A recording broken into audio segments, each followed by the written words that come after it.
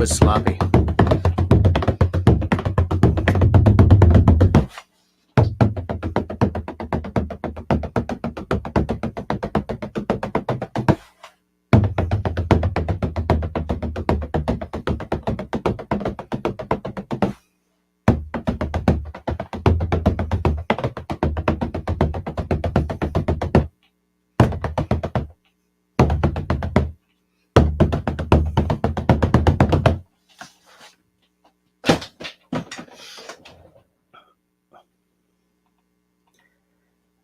Hey there, friendlies. Welcome to the Bevies, Blades, and Bushcraft live stream, where we have bevies, we have blades, and we are, in fact, going to talk about bushcraft or bushcraft adjacent things on this night of nights. I do hope you can hear me. I think you can hear me. Excuse me. Tonight we got a reading. It's from this book, which I've read to you from before, Into the Great Solitude by Robert Perkins. It's pretty short, and it's apropos of what we're talking about this evening. But before we get into the show, I'd just like to say the usual housekeeping. That's the part where I say, if you're listening to us time shifted to tomorrow or next week or next month or next year, sometime in the future, I love knowing that you're out there sharing your time with me, even though you can't participate in the side chat, which is over there. If you love what's happening at any point tonight, I invite you to drop me a smiley thumb. If you kind of hate what's happening at any point tonight, that's all right. The frowny thumb works just as well. And if you'd like to take a more active role in keeping the lights on around here, as several in the side chat already have, then I invite you to click on the join button, wherever it is. Click on that, right click, and open in another tab, and you will see the 2 tiers of membership that are available to you for your hard-earned money, as well as what each tier gets you. And now, let's start off by the news. I've just got a couple of things. So what's happening lately in the world, he said, kicking off his shoes. So the biggest dam removal project in U.S. history has just concluded with the removal of the last of 4 dams that were on the Klamath River, which sort of straddles the border between California and Oregon. It comes at the end of like decades of negotiation between the First Nations, or I guess in the States you call them Indian tribes. Up here you'd get severely scolded for saying such a thing. Years and years of negotiations, huge salmon die-off, all kinds of environmental effects, many of which affected the local First Nations or Indian populations. Now those populations can expect to see the fisheries bounce back, and they haven't had fisheries in any meaningful way in a century. Excuse me. And they're already preparing to reseed the land that was under the water for the past 100 or so years. They've been collecting local seeds for months and years in preparation for this project to be concluded. This comes after the deal was signed with with Oregon and California state governments in 2012. And I believe they finally started work in 2022. So that's pretty cool. I mean, it's cool stuff. You tend to think that as soon as a dam goes up, that's it. And every now and again, something gets reversed and the nature is allowed to renature itself. Second, and this is kind of relatively recent rather than, just last week, but at the end of July, Hella Knives of Norway, they brought out a smaller sibling to their Nord knife. It's called the Nordlys, which is Norwegian for Northern Lights. It's a 4.8-inch blade. It's got a drop point, Scandi grind, of course. It's made of 14C28N stainless steel. And of course, curly birch scales. And it's a full tang, which is really nice. It's so nice that the price in the US at us.hellaknives.com or whatever it is $229. And right now it's sold out, but you can sign up to their newsletter to find out when it's going to be back. So I'm guessing people love it. And judging by the pictures, I kind of want it. I've told you guys before that for me the ideal blade length is 4 inches, but I could go up to 4.8 for something that pretty, because I like Scandi and I like a drop point. Anyways, so links for both of these stories are down below the screen, provided I hit the save button when I was entering all that. And of course, none of this is sponsored content. Okay. So before we get to the reading, I just want to see who's hanging with me tonight. Ooh, lots of people already talking. There's 16 of you. How many thumbs ups do I have so far? How many thumbs downs do I have? He doesn't tell me how many thumbs down I have. 14 thumbs up for 16 people. That's pretty nice. That's 8. So Peanut Trucker was the first one in, saying hey. Peanut Trucker, as you guys by now you know. And if you don't, just see that little wrench next to his name. That means he's a channel mod. So that means you behave yourself or you get the Roadhammer dropped on you. The Roadhammer. Right up next at 8:41, you guys were in early, was Marcus. Nice to see you, Marcus. Tea's a good drink. Marcus is saying happy Tuesday to everyone. I say the same. Then we got Country Boy Trapped in the City, who is not only a channel mod, so watch out for that hammer, but he's also a channel hero. So everybody celebrate Country Boy. Christy in the house, which is nice to see as well. Christy's also a channel hero, saying hi. It's nice to see so many people dropping in so early. Sometimes it takes a while for the crowds to ramp up, and I think that's because sometimes I can only sort of slide into my seat at 5 to 9 and like create the live stream. There's real value in me getting the time to do it a little earlier. And in fact, I almost didn't get it done tonight because like 7:30, we're sitting around this upper table and doing the after school and after work chit chat, and we heard poor Clem take an epic tumble almost all the way down the stairs up to the second floor. The stairs are made of birch.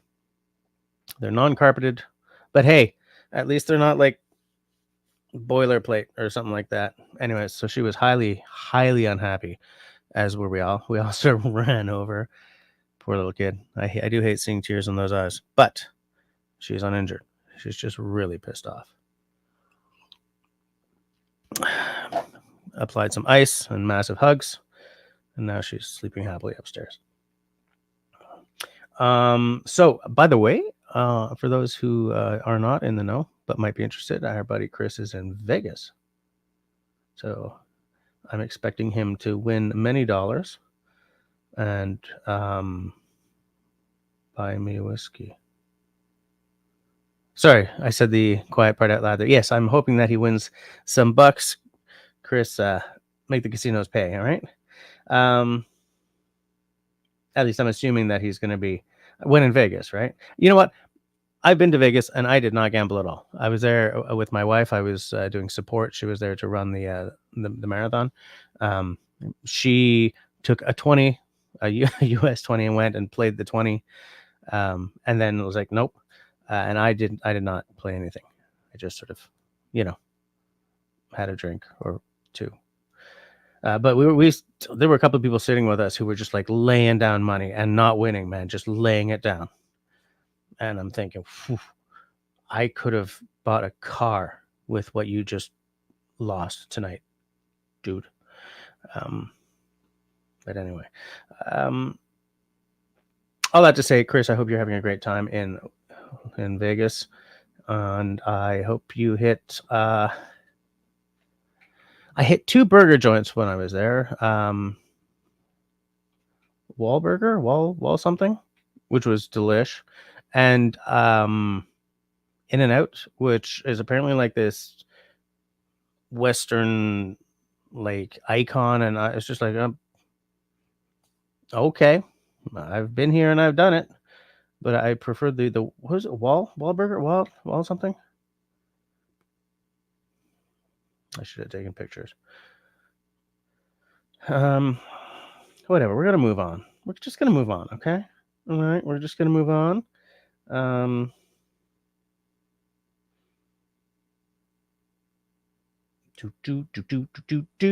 I am trying to catch up. Christy hit the like button. Did everyone? I don't know. Did everyone? Let me see. I'm just going to reload because YouTube sucks. We got 18 people watching and 16 thumbs ups. Well, you know, we're getting there.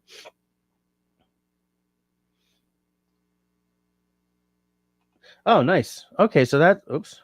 No, for land's sakes. No reload today, so I got a room for the night. So I take it the reload means like you empty the truck and you get refilled and continue on your way?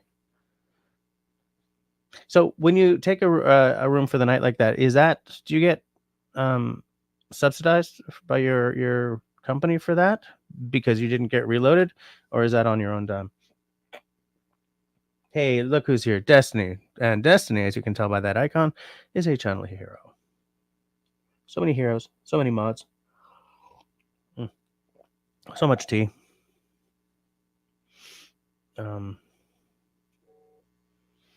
We got Serge in the house. Like all these messages are before we even hit 9 o'clock, right? Serge was just riding the line, which means that I am 17 minutes late. Boop.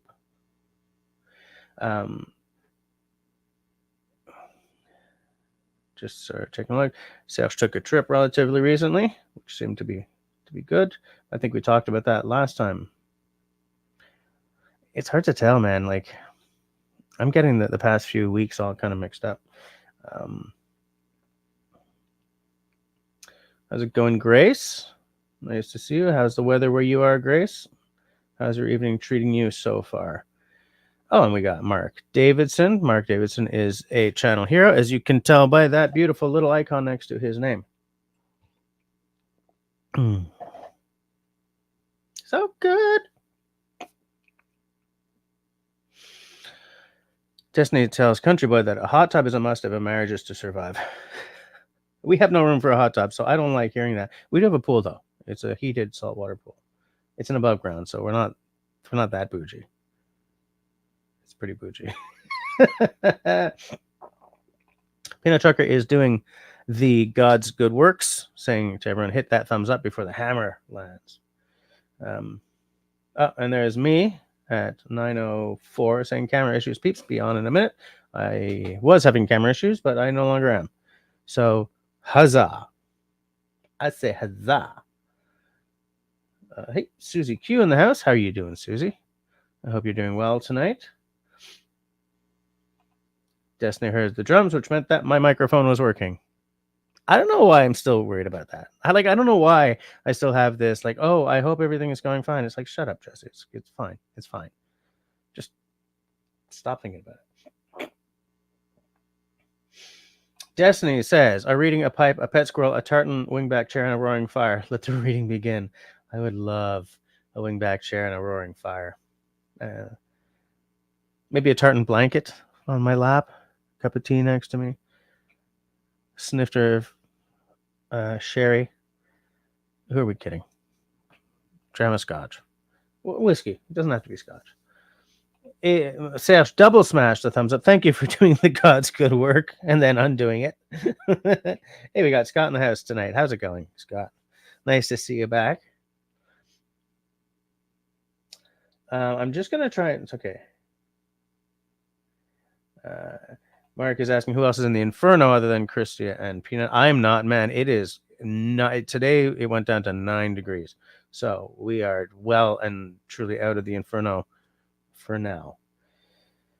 I'm just trying to catch up. Hey, holy crap, Charles and Annie. I haven't seen you in a minute.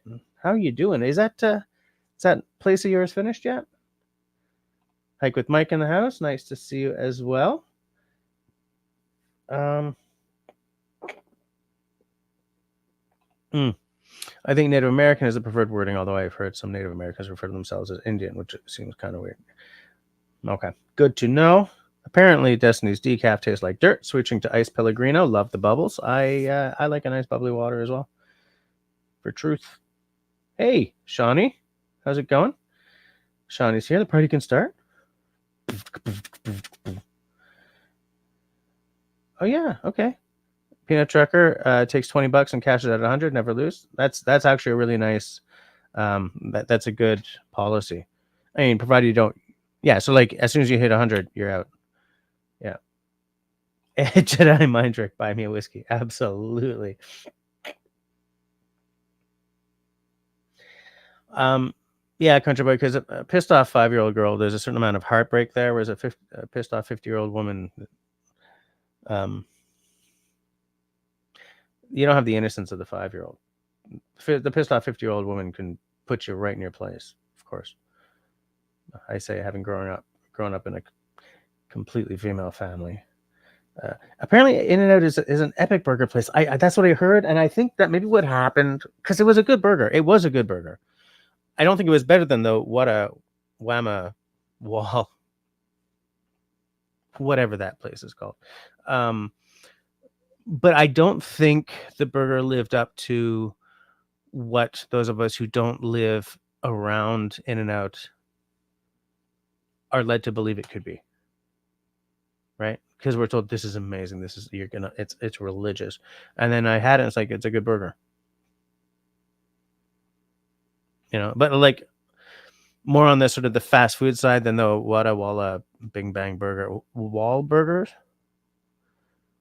Like that was more like there's a place here called Notre Bœuf de Grâce, which is kind of a premium burger place, and there's another one called Joe Beef, same deal, big honking burgers. The burgers are too tall though. Why do premium burgers have to be like 3 stories tall? Like can't do it. Can't, that's going to be the thumbnail, right? Anyway, but yeah, I feel that In-N-Out could not possibly have lived up to the hype that I was given before going to that part of the country. Yeah, it was Wahlburgers or Wall something. Yeah, Wahlburgers. Wall.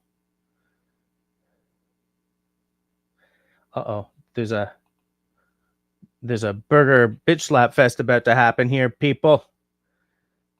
Walla Banga Burgers against In-N-Out. In-N-Out does have a better name for retention if you happen to be a 52-year-old man, for sure. Oh yeah, sweet. So the company's paying for tonight, but sometimes you take off and pay yourself. Like on your birthday, you stay 2 nights just to get out of the truck for a bit. That's legit. I mean, I love the idea of a life on the road like that, but I feel that I would be crawling the walls after like 3 days straight in the cabin of a truck.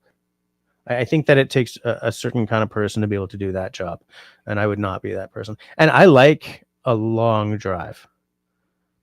I don't like to fall asleep at the wheel, but I do like a nice long drive where I can like put on an episode of like Hardcore History, right? Those episodes, that podcast, like each episode is between 4 and 7 hours kind of thing. So if I can get through, a long podcast, because I like already. I like the Zen aspect. Like you can sort of say Zen out. There's nobody talking at you. You can just, it's you in the road. It's you in the wheel. But like I've never done it for a living. I've never done it with a big honking truck. And I do have to get the hell out of the vehicle at certain points. Otherwise, I just go stir crazy. After the holiday, the rooms are back to $40 a night. That is good to know.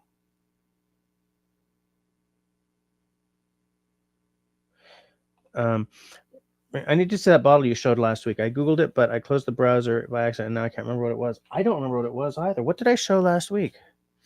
I'm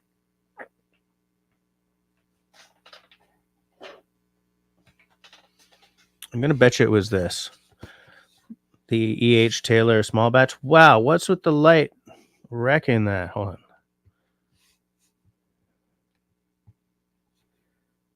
Come on, fool. E.H. Taylor small batch. I'm sure this is what it was.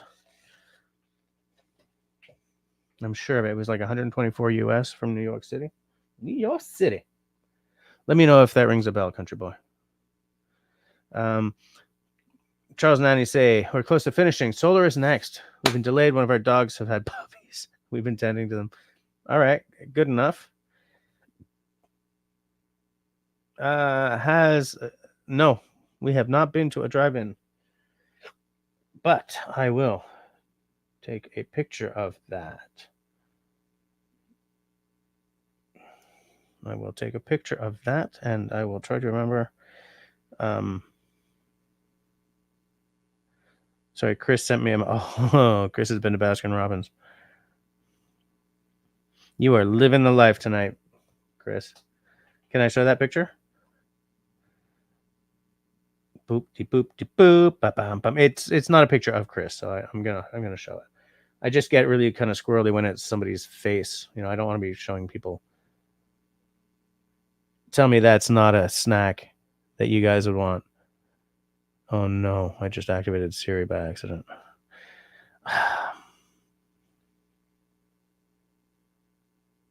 Because I was talking about the snack. Go away, Siri.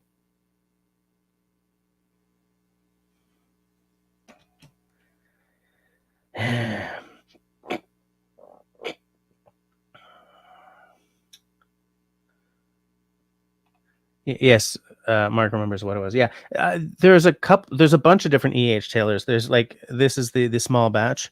They have this is 50% alcohol by volume, which is 100 American proof. That would be about 85 British proof, I think. Maybe a little less than that, maybe like 78. But they also have a single barrel. I believe they have a barrel strength, what in the Scotch world we call cask strength. They got a whole bunch of different ones, and they're all kind of hard to find in most markets.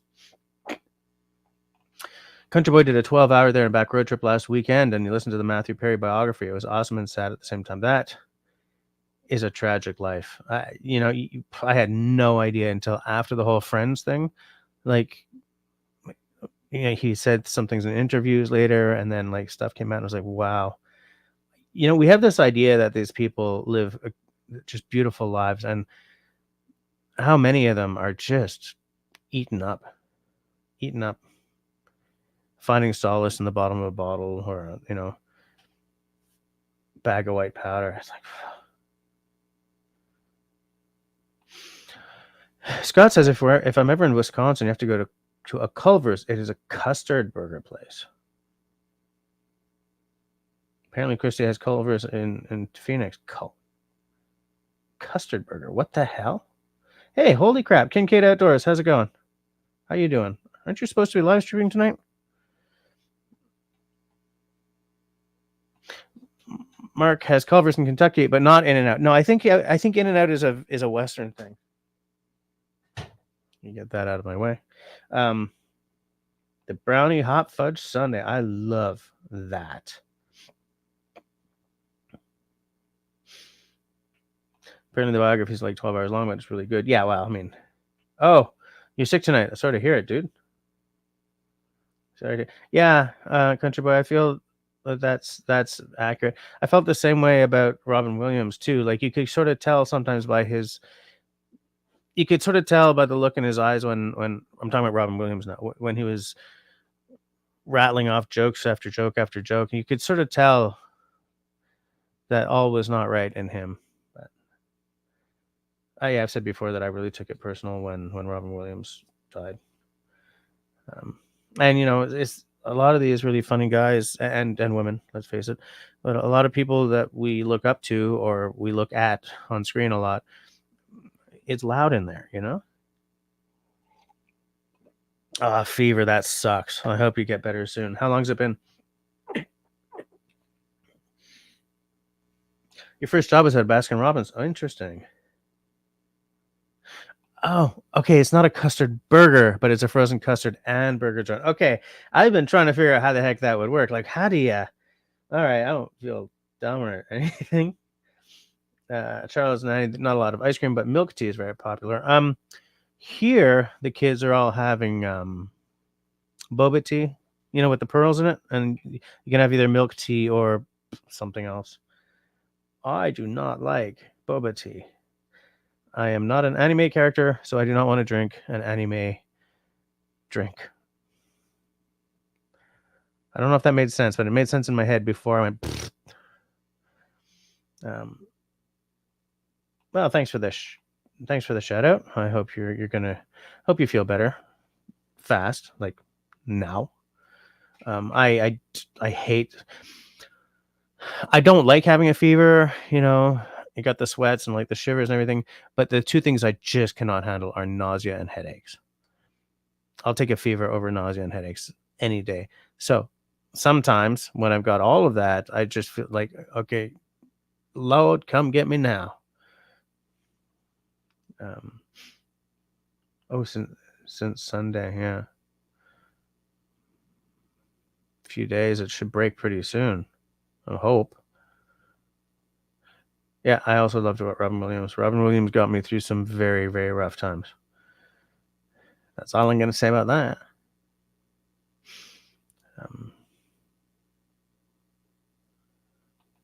Charles, that is the same thing. I do not know what I was talking about. Oh, King Gatel prefers coffee.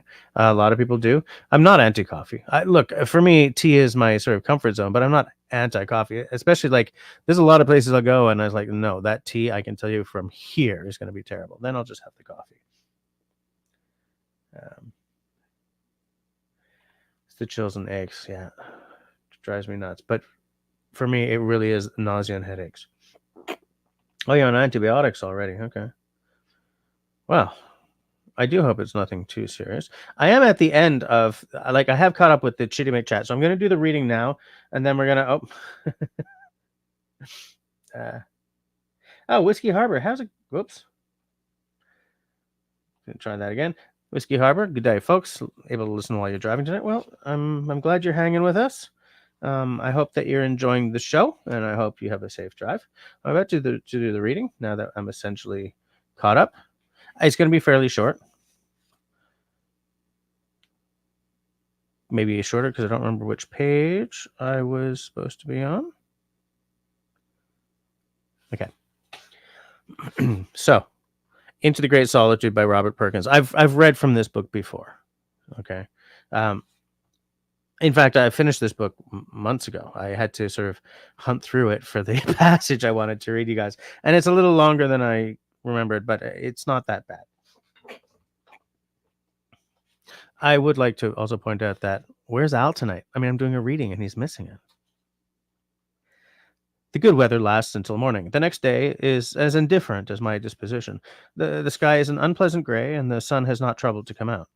I pack up and paddle, wanting to reach Hawk Rapids. By noon, the sky darkens, and there's a hot sluggishness in the air. The storm gathers throughout the afternoon with a silent, ominous intensity, like a mob assembling. I pitch my tent well in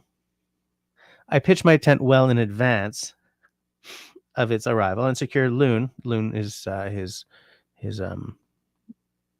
sort of custom canoe.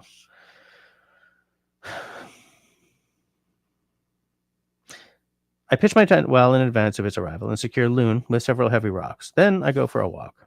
As if a reprieve has been granted, the sky suddenly shatters into chunks of cloud that seem as reluctant to leave their place as the wind is insistent on their moving. Around their lighter edges come and go shafts of biblical sunlight. I walk for no reason. I've been lucky with the weather so far, but there's an edginess in me today that I can't shake. Like the gathering storm, I can't seem to make up my mind whether to sit still or jump right up and scream. To be out of the wind's force, I hunker down behind a rock. One of those rays of sunlight appears on my right sleeve. Quickly, my left hand jumps to cup it, only to have it appear on the back of my hand. As a child, I spent hours at our dining room table, lost in this cat and mouse game. As I play now among the rocks, a sadness I hadn't asked for arrives. The playfulness is gone. The game's futility glares at me like a small, angry animal, annoyed at my attempts to clutch it.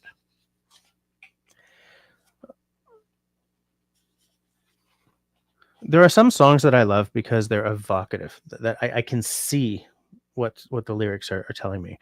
Like if somebody plays Sunny's Dream, which many in Nova Scotia would call their national anthem.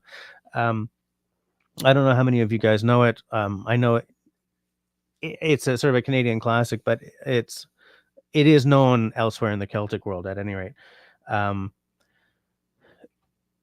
The way the music and the lyrics in that song work together, I can see this guy standing at the side of a dusty road, hot summer day, sweaty, 4 p.m., 1974 kind of thing. Like there's just a sepia tint to the air. Well, not sepia, but like the way 70s photographs kind of faded into that weird kind of almost cigarette stained yellowish orange. That song works on me because like I can see it. I kind of feel the same way about the passage I just read to you guys.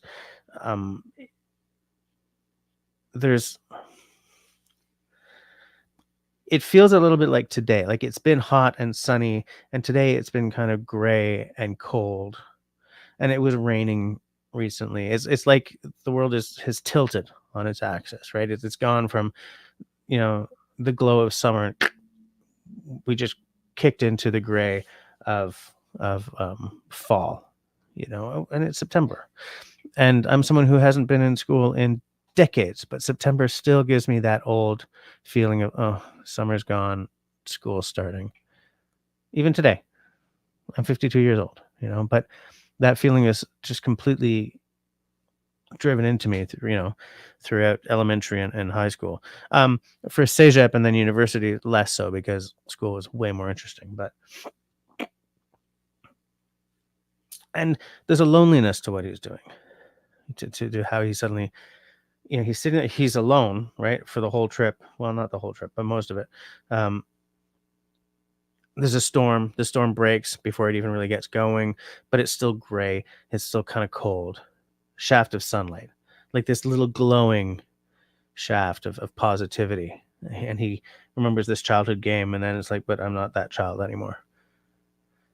He's restless, and I don't know, it just sort of talks to me. I just sort of, I recognize those feelings right now. I'm a little restless. I don't have a fall camp organized.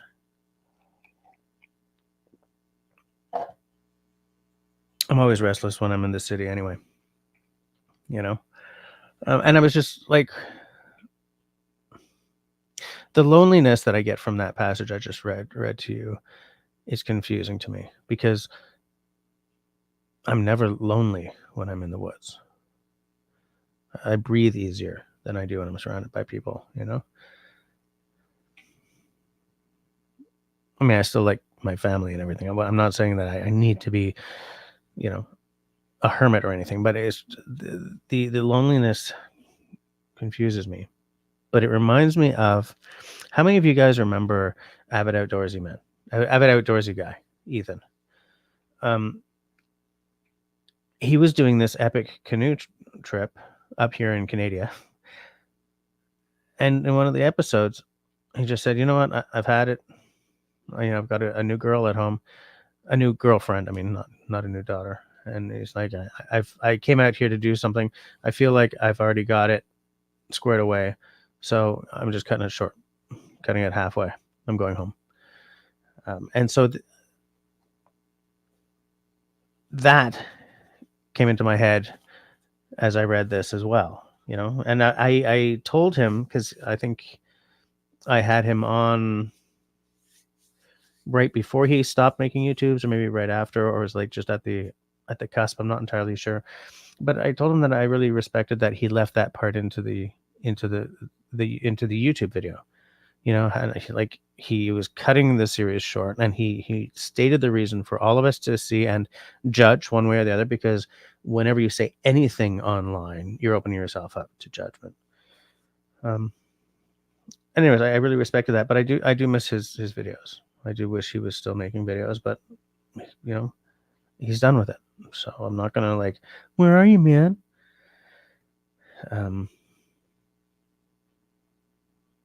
Anyway, so it was like, I find it's easier to get a little maybe lonely or maybe maudlin when the weather kind of turns gray, but the leaves aren't orange yet. Like I just spent a week in a t-shirt and shorts, and now I've got a sweater and a coat on, and the wind is biting. oh crap, and now it's raining. Like there's a maudlinness that comes with that moment. That, later in the fall when the leaves are, just golden and flaming and everything, um, you sort of pick up a bit more. You can get your mood back and get your your mojo back a little bit. But yeah, just it's felt a little maudlin today. So I was reminded of that passage. And I was like, where is it in the book? But I did find it for you guys. I did share it with you guys. I may reread this book again soonish. There's a movie that he made at the same time as he was doing this. Like he made a documentary of this trip, which he mentions in the book a few times, and I would like to find it. Someone on one who'd been watching someone who was watching one of my live streams when I was talking about this book said that they had found it. Or maybe they just watched it on PBS or something. Because I think it was one of those PBS things. But anyway, I don't know. How do you guys feel about this moment of the year when the summer turns on its arse and just throws us a little bit of shade? I'm gonna sort of scroll back a bit, see if anyone's actually saying anything about my gorgeous reading, my fabulous reading. Kincaid likes the book. Yeah, it's a great book. Oh, hey, how's it going, Skip? How are you doing? I hope you're doing well tonight. Everyone's just saying hi to Skip, so I'm just gonna skip. Shut up, Jesse. Destiny liked the last video, the camping with the girls. It was a good trip. It was a really good trip. It was a heartwarming trip. I need to get those girls into the woods a lot more often. It's like all the stress of the sort of non-real world, I guess. I mean, some would say the real world sort of melts away. Everyone gets along great. Yeah, Christy remembers Ethan. Yeah, I miss that dude. Oh, Kincaid's out. All right, see you later, Colin. Sleep well. Take your meds. Country Boy says, thanks for the fall reminder. Got to get your hunting license. Season starts in a week. Is that going to be deer season for you? I haven't been hunting in so long. I was just talking about it with someone, but I don't remember who. Scott found a couple of books that were your grandmother's. One is dating to 1913. The title is Anatola. You think they are Swedish. Anatola.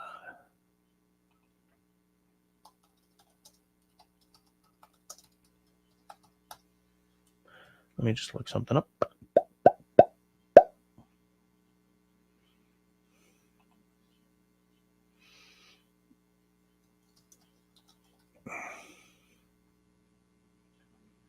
I'm not finding anything for Anatola in Swedish.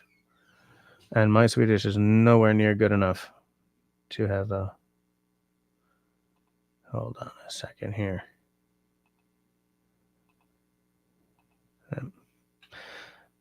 But I love old books. I really do. Country Boy loves mornings that you have to put on a coat to be comfortable. I hate the heat. I do as well, but I don't like that. I don't like the first day where it's suddenly gray and damp. Like Montreal goes gray and humid, and so it's like the cold just goes right through you. But I do love sweater weather. Absolutely. I like fall when the leaves are ablaze. I don't like the gray part after the leaves are gone, but there ain't no snow yet. So it's just like wet, muddy, cold, and gray. I find that depressing. But then suddenly Halloween hits, and I love sort of the decorations and stuff for Halloween. Not the cheesy plastic pumpkins or anything, but, sort of, I don't know. And squash, pumpkin patches. There's a lot to love about the end of October, but my favorite part is that transition, like between September, October, when everything is all still blazing, and like especially like an aspen forest or a poplar forest where the leaves go this beautiful yellow.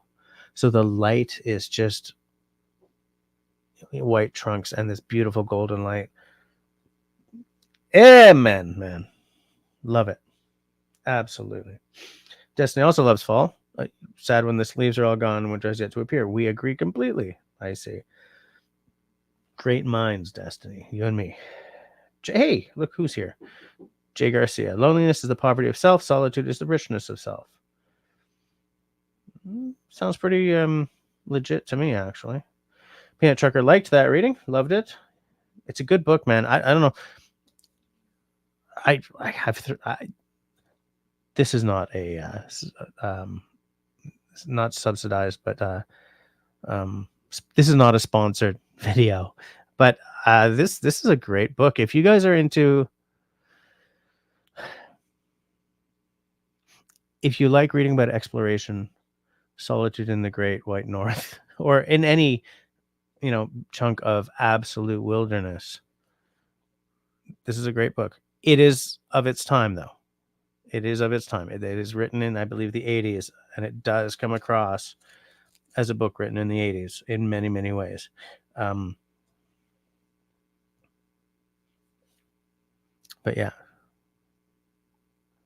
Is it going to focus on that if I hide my head?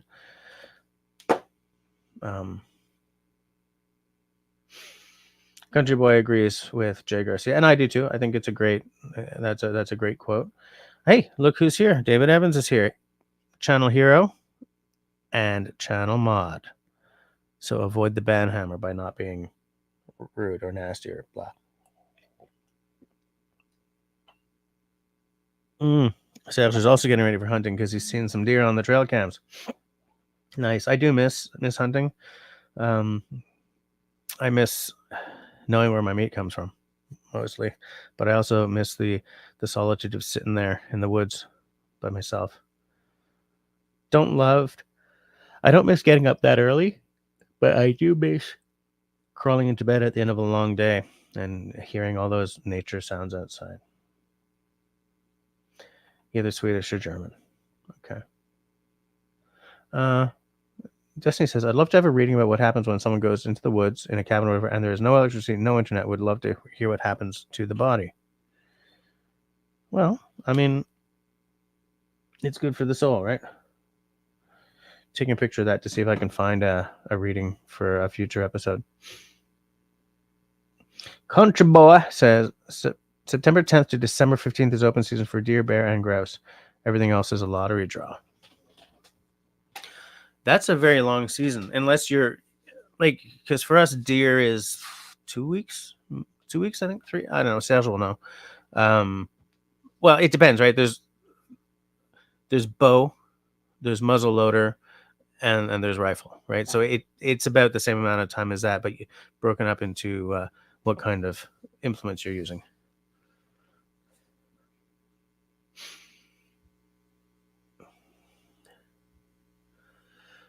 Totally, the other one is Vinteros. That could be religious. A mini Bible, perhaps. Vinteros. Winter. Oh, okay. Hold on a second here. Just hang on.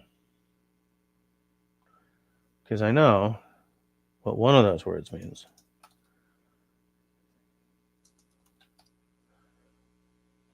Okay, so Vinteros is Swedish for winter rose.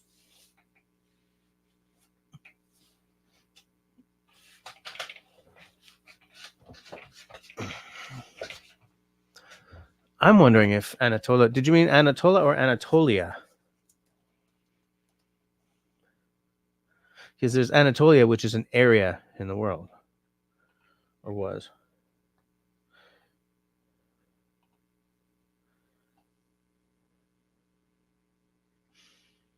Yeah, okay, I'm just catching up a little bit here, peoples. Okay, Anatolia Illustrated Julbok för barn och ungdom. Barn is children, och is and, ungdom is youth. Julbok, I think that's a Christmas book. Christmas book, Anatolia Illustrated. So it's an illustrated Christmas book for kids and youth. Well, barn is technically children, but yeah. And julebok is definitely Christmas book. 2 weeks for deer in Ontario when using pew pew. Yeah, but like there's another week or two for bow and another for. Do you have like a separate muzzleloader? Because we have a separate muzzleloader. Anyways, we can't talk about pews.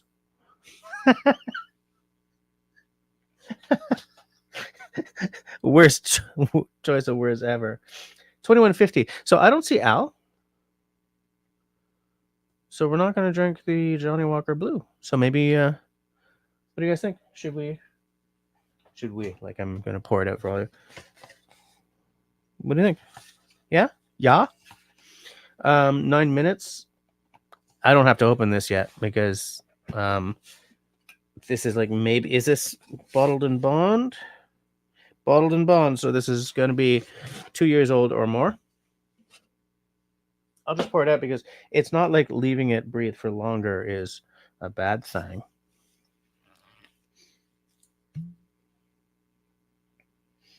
Oh, there's Christy asking the question.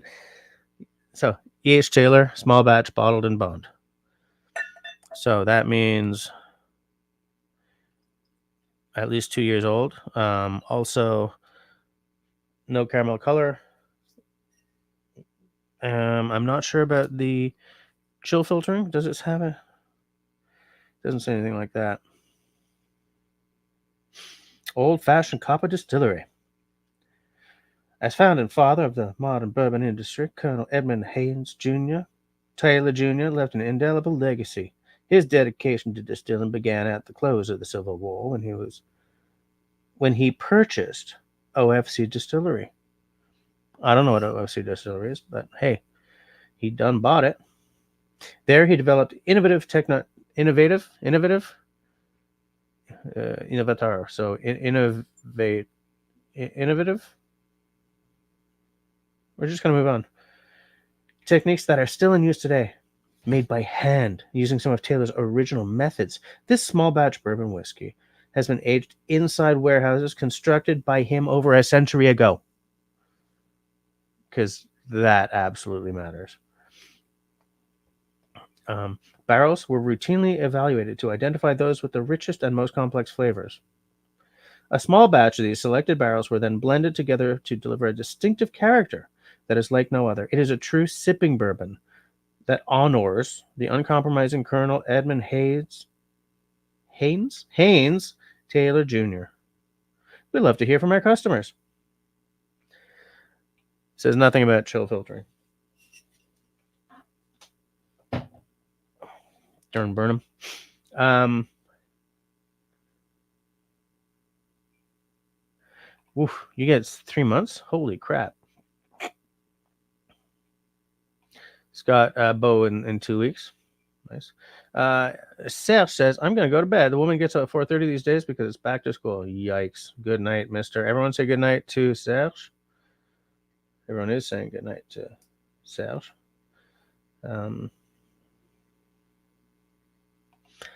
Yeah, I think I would... there's no reason for me to get any more implements because I don't know when I will ever go hunting again. But I did want a crossbow when I was still hunting. And I also really wanted a muzzleloader. Jay, I could probably do... It's very, very iffy right now. YouTube is punishing pew-related channels massively. So I very much avoid it if I at all can. I could probably do like a private members stream or something, but I don't want to. That's really exclusive. That's really exclusionary, in fact, right? Because there's a lot of people here who do like to talk about pews, but they're not members. So I don't want to, I don't want to be like, oh, if you want to talk about pews, you have to become a member, $2 a month or whatever it is. So I don't know. So I avoid it. If you guys want to do a pew pew related stream, you could do it on Facebook maybe or something. I don't know. I'll think about it, but I can't make any promises. because there are some pews I would love to own.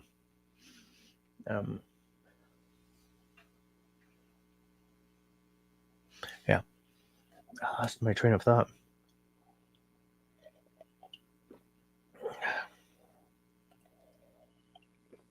Five minutes of whiskey time. Oh, whoops. Where are we? Oh, I'm at the end of the Chitty McChat. Nice. Nice, I caught up. So yeah, what are you guys thinking about?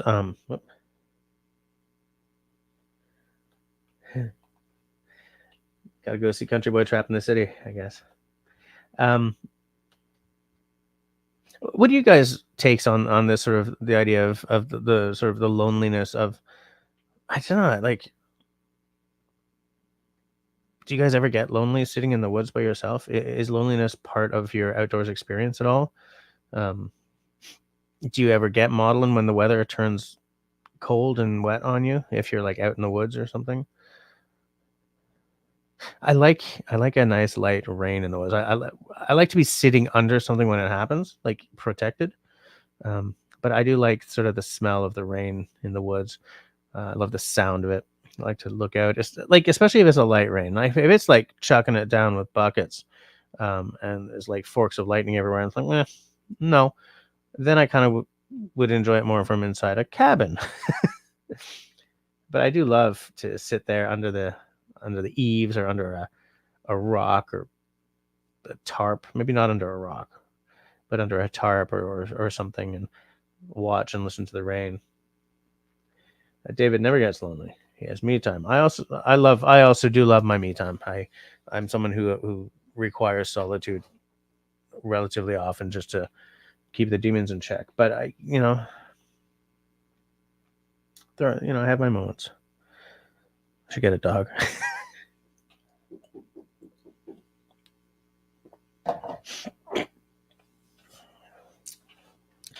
I hear my eldest daughter upstairs. She is supposed to be in bed.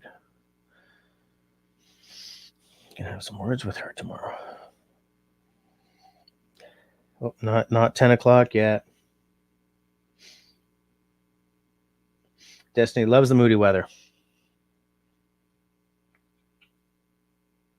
Yeah, I really am of two minds of it. Like most of the time, I think I'm conflating the feelings I had when it meant school was around the corner. First week of school. Maybe I'm conflating that. Just give me a second to text my eldest daughter.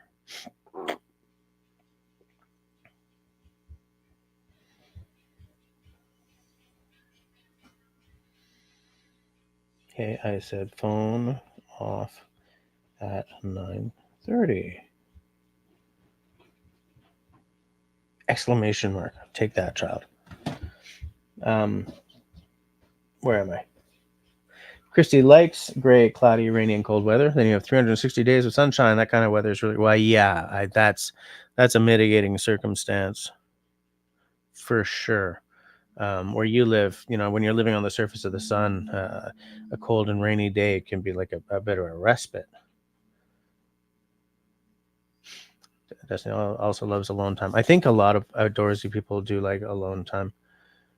Not all, but I do think. David is asking what I've been wondering. Have you bought your piece of heaven yet, Destiny? Yeah, Grace, can't beat a nice dog at your side, eh? Love it. Peanut Trucker loves the fall. Cool weather, no phone with the rain, just disconnect and regroup. I love that idea.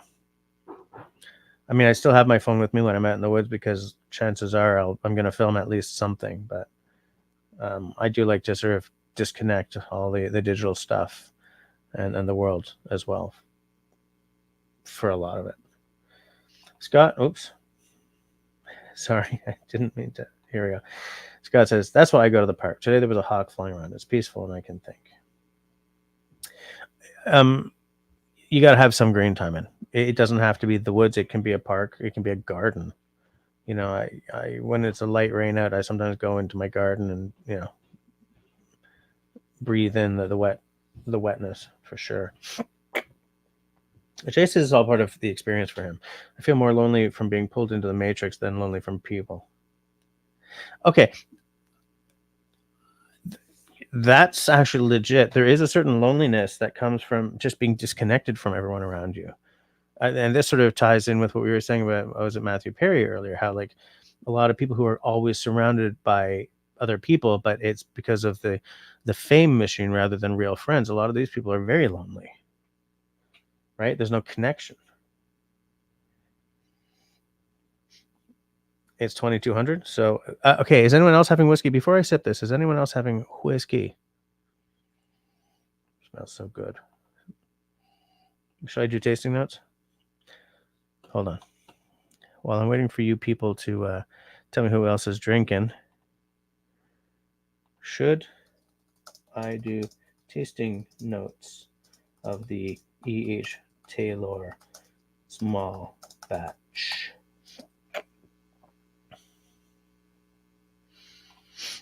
I will leave that open for 5.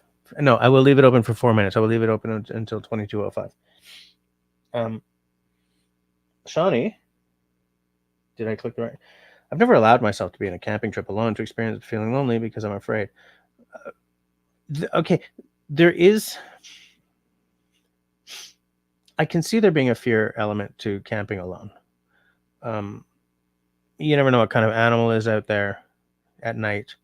I've been camping surrounded by wolves before. I mean, I was not alone. This was when I was in the Royal Canadian Air Cadets. We were, we had those military camp tents up and everything. But I mean, there were wolves howling all around us, and that was scary because I didn't know any better. In the States, I would feel unsafe because I would be expecting someone to come and kill me while I slept. Up here, I don't tend to have that feeling. And that's just because of the image that we're handed by the news and by TV and by Hollywood. I mean, it's probably completely BS, but I mean, fears don't really work along logical lines. They work on the feelings that were given by the world we grew up in.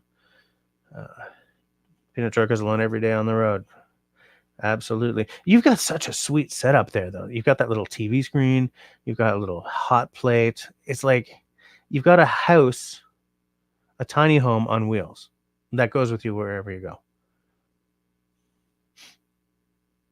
go. Destiny says, I'm afraid after watching 411 Missing, I do not know anything about that. Christy's having scotch. Nice. Oh, and Steve is having rum. Nice. Country boy, it's just one beer tonight. Still popping pills like the candy to control the swelling in my... Oh, yeah. Okay. What's the beer you're having, country boy? Christy, I think I remember what kind of scotch you're having. You're having the... Oh, I've just gone and forgotten it. It's not the Doers. It's not the black and white.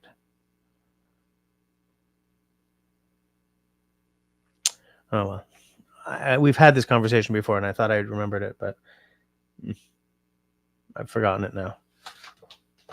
It's a brand I'm familiar with.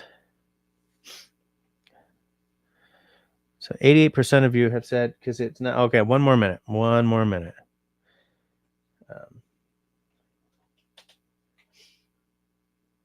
Country boy doesn't fear much in the woods. I may be alone, but there's always a friend at my side.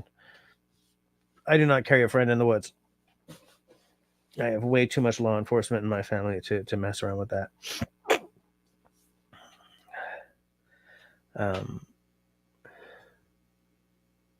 But I always have like knives and stuff with me, right? So it's not like I'm defenseless, the same for, at home, I have a baseball bat. The legalities of the country I live in would make a more American home defense solution untenable in the extreme. But I mean, you'd be an idiot not to think that there's at least a possibility of having to fight off a bear or at home, in your house, a miscreant, Stuart's tonight. Usually do Clan McGregor. Oh, Scott's out. All right. Good night. Yes, you also take care, be healthy, and be safe.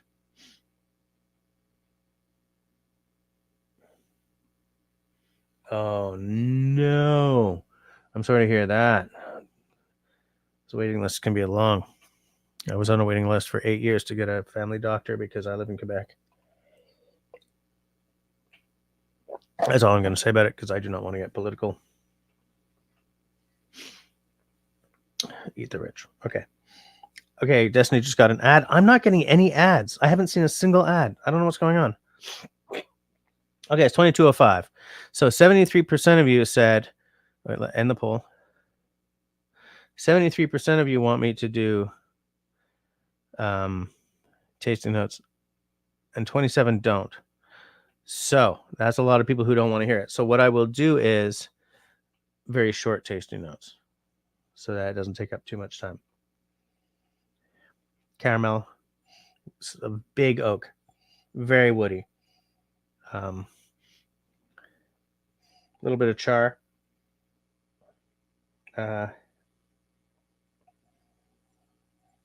Caramel, of course. American oak always gives you a caramel butterscotch kind of vanilla thing, which is all there. Very sweet, but not cloyingly sweet.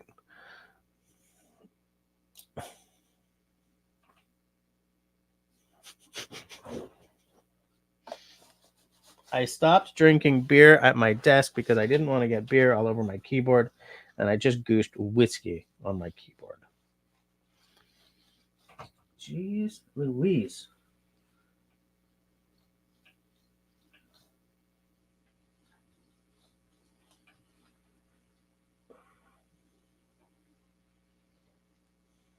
I was going to say, looks like a nice viscous thing, not too many legs or tears, so you expect a nice kind of thick mouthfeel, for crying out loud. So go in.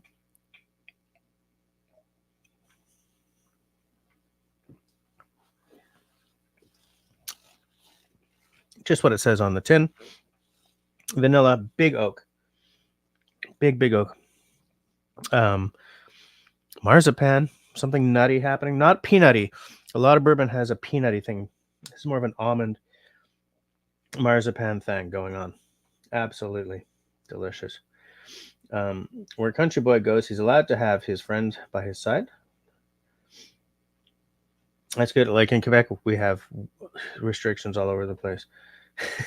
Christy says, you better get yourself a sippy cup. Yes, directly on the keyboard. Directly. Absolutely. Like, it was like right here. Right there. Like nowhere else. Nowhere else on my desk. Just directly on the keyboard. I feel I'm going to have to buy a new keyboard at some point relatively soon. When I do, it will not be this overpriced. That's for damn sure. Although I do this, the price that Apple charges for their keyboards is infuriating, but this is my favorite keyboard of almost all time.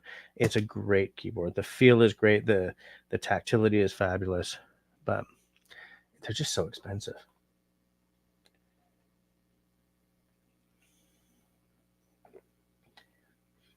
David says, I have the perfect nose because it fits in the Glencairn perfectly. You can all chip in to get him a sippy cup. Great. Or I should get, what's that cup that Russell has with the thing that comes at the bottom that he uses for his port? Country Boy's going to order that bottle when this stream is over. It's a great bottle. It really is.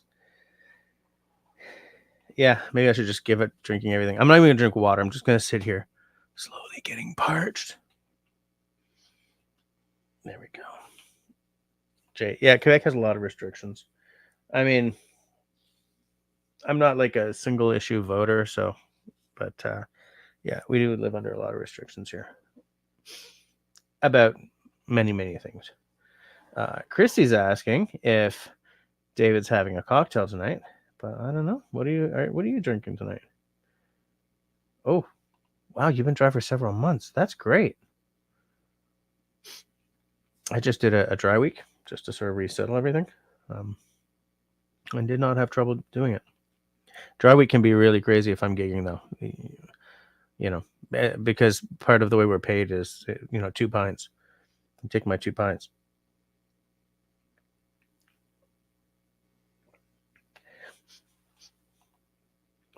Those things, that is so classy.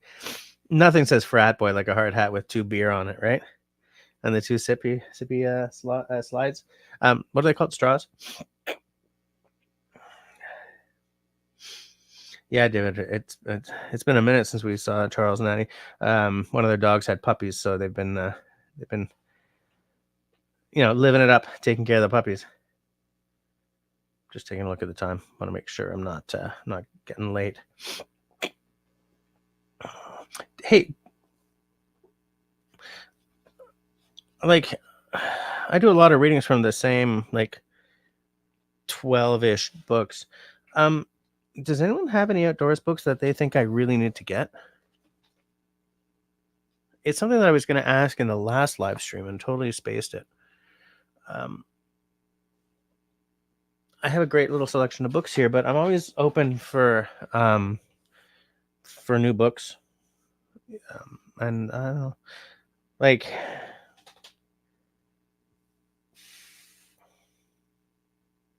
what do you guys think?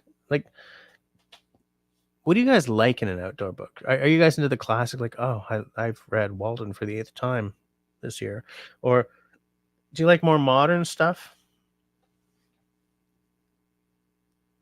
Are you into camping books, or do you prefer cabin building? Or are you into sort of survival and prepping? Or do you just like straight up bushcraft books?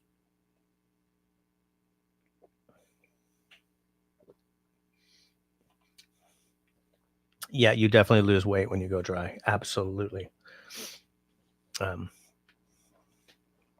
would like to, go drive for maybe 2 weeks at a time, if possible. Shawnee says to do a poll with those book choices. Okay. I am still interested in hearing if any of you guys have suggestions of a book or two that I should really do, though.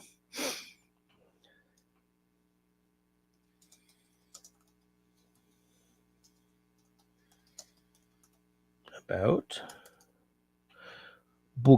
books. Do you prefer? Oh, for land's sakes with the typos. The good news is the whiskey did not kill my keyboard.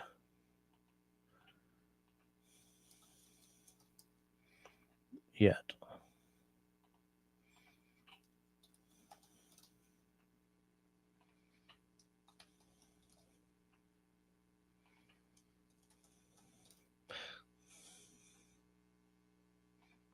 Oh no.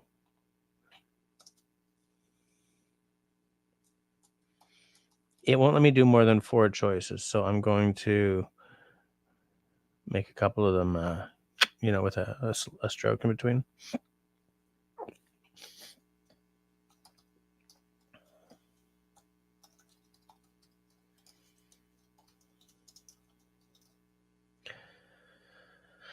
All right, I'm going to leave that poll up for, it is now 22:14.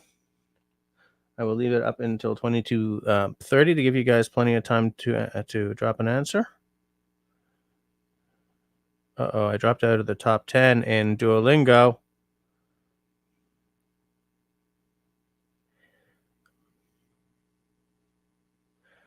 So,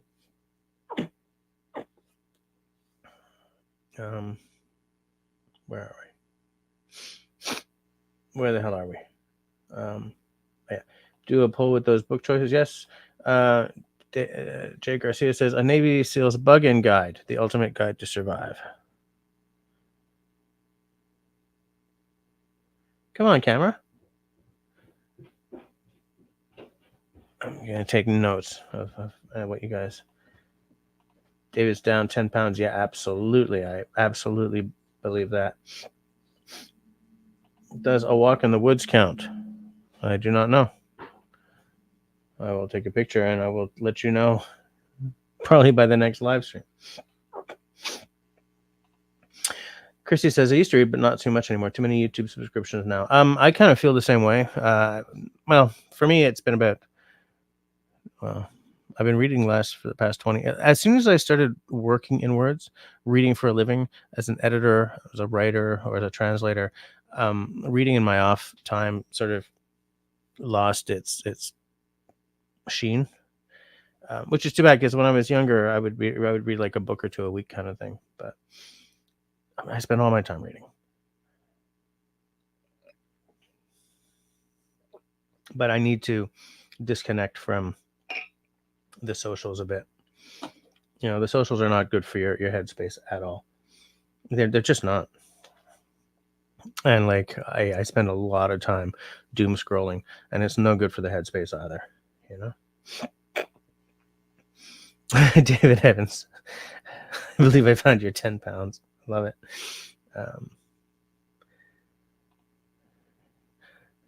David Evans says to Mark Davidson, I love that Bill Bryson. Oh, is A Walk in the Woods by Bill Bryson? I love that guy. I'm going to look that up.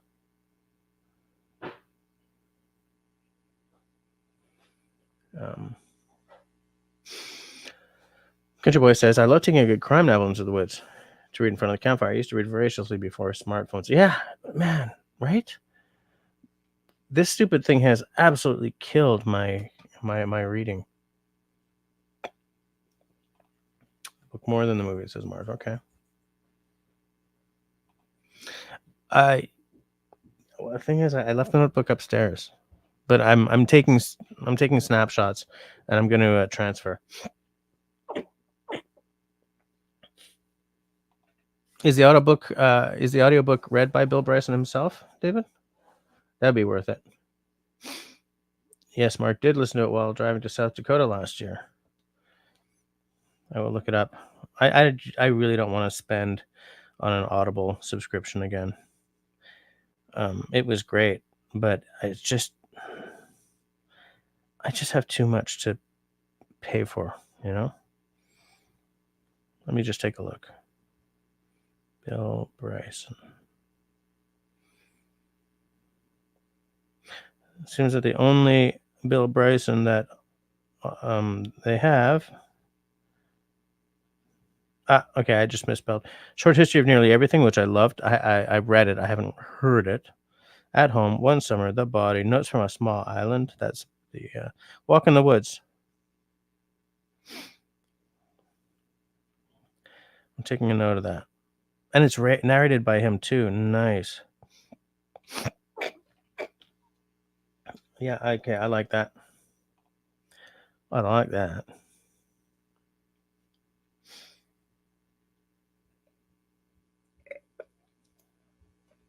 Taking a little sip of the old whiskey. Why is that kid still up? I tell you, people, I tell you, friends, that kid is still up, and it's bugging me.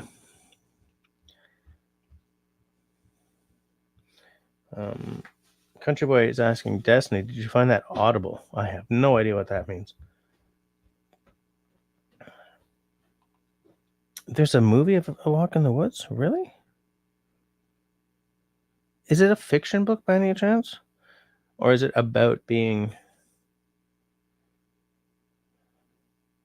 Oh, the Appalachian Trail covers 14 states and over 2,000 miles. Stretches along the east coast of the United States from Maine in the north to Georgia in the south. It is famous for being the longest continuous footpath in the world. Compare this with the Pennine Way, which is a mere 250 miles long. It snakes through some of the wildest and most spectacular landscapes in America, as well as through some of its most poverty-stricken and primitive backwoods areas. Redneck country, moonshine, Little Abner. There's bears in them there hills. Remember the film Deliverance?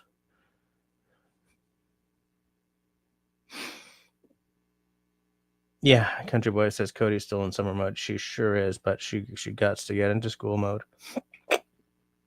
Length Appalachian Trail. 2,000 miles? Oh yeah, 2,197.4 miles. So that is 3,536.4 kilometers. in 2024. What the hell is the Trans-Canada Trail called now? What's the new name of the Trans-Canada Trail? The Great Trail. What a stupid name.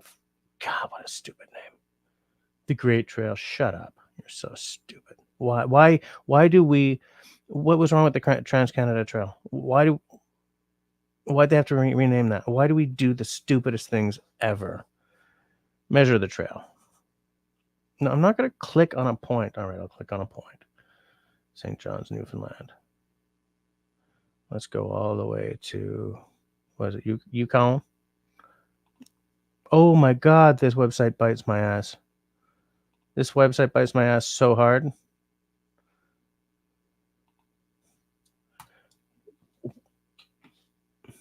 You stupid website. Okay, close that. Click on one end of the renamed Trans-Canada Trail. Finish there. Yeah, I'm trying to measure, fool. Measure the damn trail. Boom. Oh, you're so stupid. Come on.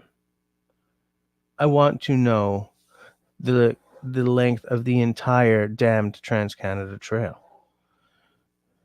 Oh, I'm getting so steamy here. I'm getting a little hot under the collar, you know what I'm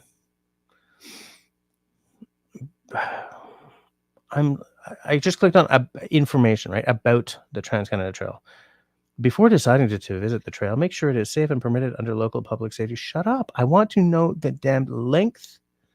The length of the trail.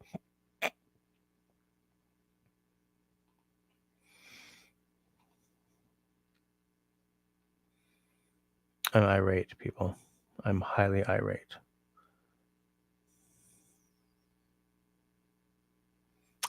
Yeah, I'm irate. The Great Trail, 2023. All you need to know before you go. 18,000 kilometers of recreational trails and paths running through all Canadian provinces and territories. But I think that technically they don't really count up against the Appalachian Trail because it's not just one continuous line. I mean, there is a continuous line, but, well, it's a bunch of little trails that are connected. Movie stars Robert Redford and Nick Nolte. Actually, I'm going to see that. It's about Bill Bryson and a buddy walking on the Appalachian Trail. Okay. Oh, you were referring to the Audio Perry audiobook. All right. Oh, my land. I'm getting confused. David lives only a few kilometers from the Great Trail. I live only a few kilometers from part of it. I hate that name. What was wrong with the Trans-Canada Trail? Oops. Okay. I'm seeing 2,800 kilometers from David and from Jay. And everyone. Because I was wasting my time on their actual official website. And you guys were probably Wikipediaing it or Googling it or something. Epic win for you guys. Epic L for me. Good thing I have delicious whiskey to dull the pain.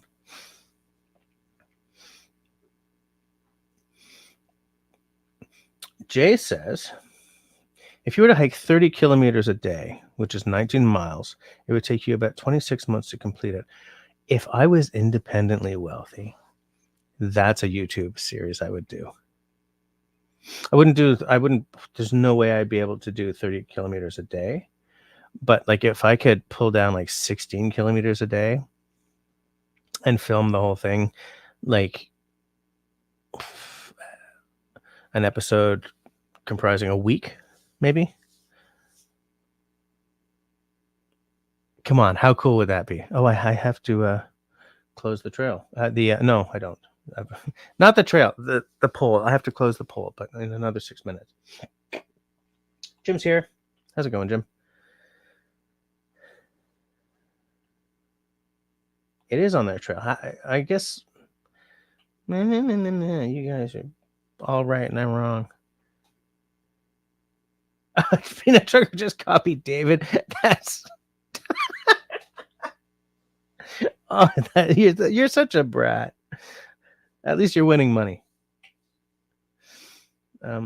Country Boy said, a few buddies and I did a small portion of the Alexander Mackenzie Trail a few years ago. We spent half of it out of the trucks with chainsaws opening the trail. Fun but hard work. I have said, and I will always say, I say to this day, and I will say tomorrow and next week, I deeply wish that Canada had a U.S. Forest Service, like something exactly like that. Obviously, don't call it U.S. Forest Service, but like a Royal Canadian Forest Service or a Canadian Forest Service, if you want to be modern. I would be part of that in a Montreal minute.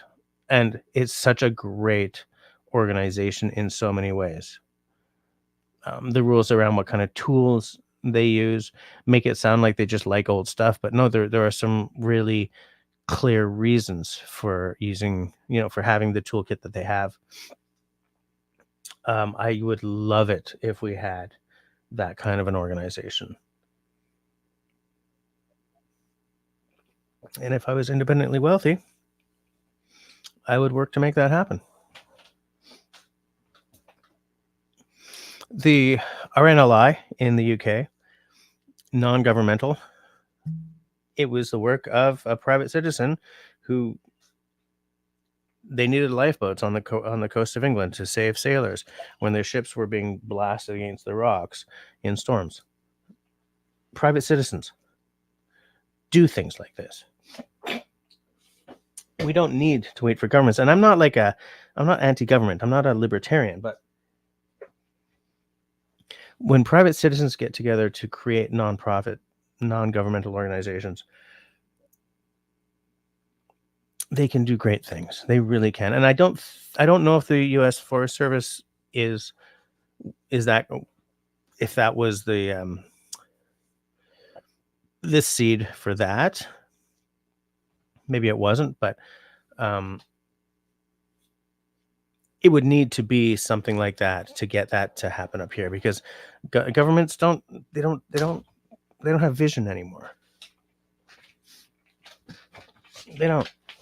And I'm not being political. I don't want anyone to think that I'm, a funk Trudeau or anything like that. No. I'm talking about the machinations of governments in the 21st century in North America and a whole lot of Europe are such that there's no vision like that. There's no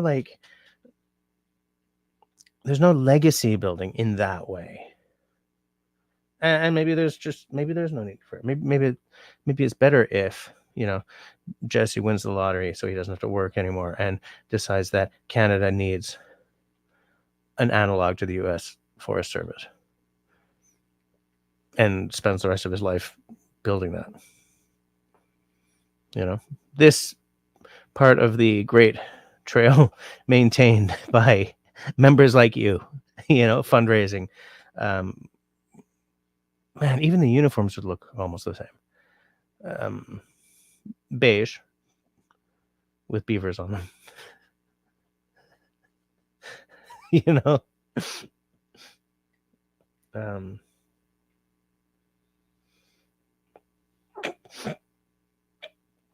Man, Country Boy just said one simple thing and sent me off on it. And it's because I went off on it because it's something I've thought about a lot. It's something that I think Canada needs. In the same way, I think Canada needs a yacht ensign, the way the United States has a yacht ensign. This is very geeky. This is sailor geeky stuff. But, I used to crew on a 30-footer. In the States, private sailors, private citizens with boats can get, the yachting ensign, which is, the stars and stripes, but with I think a circle of stars and an anchor in the canton. I would love if Canada had a version of that. Doesn't have to be official. Again, I would love to just design that.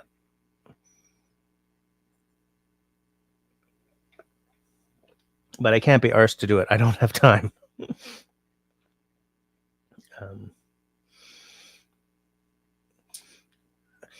240-kilometer section of the Trans-Canada is a decommissioned railway line originally built in the 1890s, running from Mont-Laurier to Bois des Filions.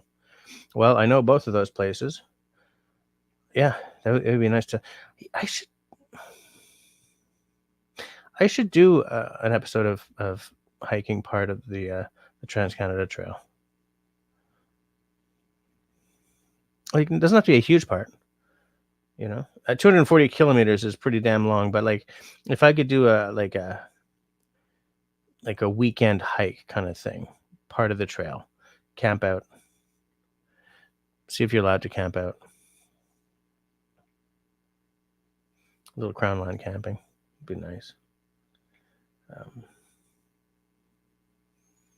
Peanut Trucker just copied David. David says you're a smart man. Very nice.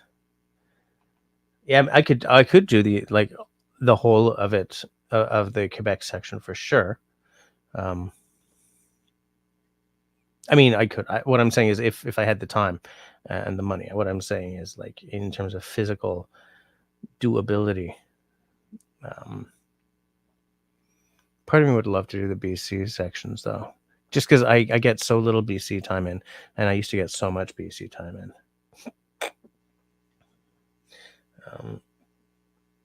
Look up the Alexander Mackenzie Trail. It goes through some rough country. I don't have a problem with rough, so long as I'm not pitching over the side of a cliff and breaking myself on the rocks below. I did a very small section of the crumbs. What's it called? Up the peninsula between Lake Huron and Georgian Bay, right where it comes up to that point, and at the very end there is Tobermory. What's the trail called there? The Bruce Trail, is it? I've done part of that. Is it the Bruce Trail? Am I remembering that right? I've done part of that, and it gets pretty damn rough. But that's what you pay for stunning scenery, getting the lungs pumping, getting the legs pumping, feeling alive, being surrounded by gorgeosity. Is that a real word? It is now. Okay. I was not a bartender on a boat. No. I was hauling lines, working with sails.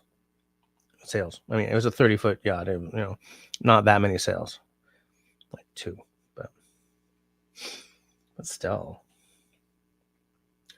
And it was just a laker. I mean, we weren't blue water sailing. Country boy keeps saying, "Gotta go visit him." I know we can do all the BC. I would love to.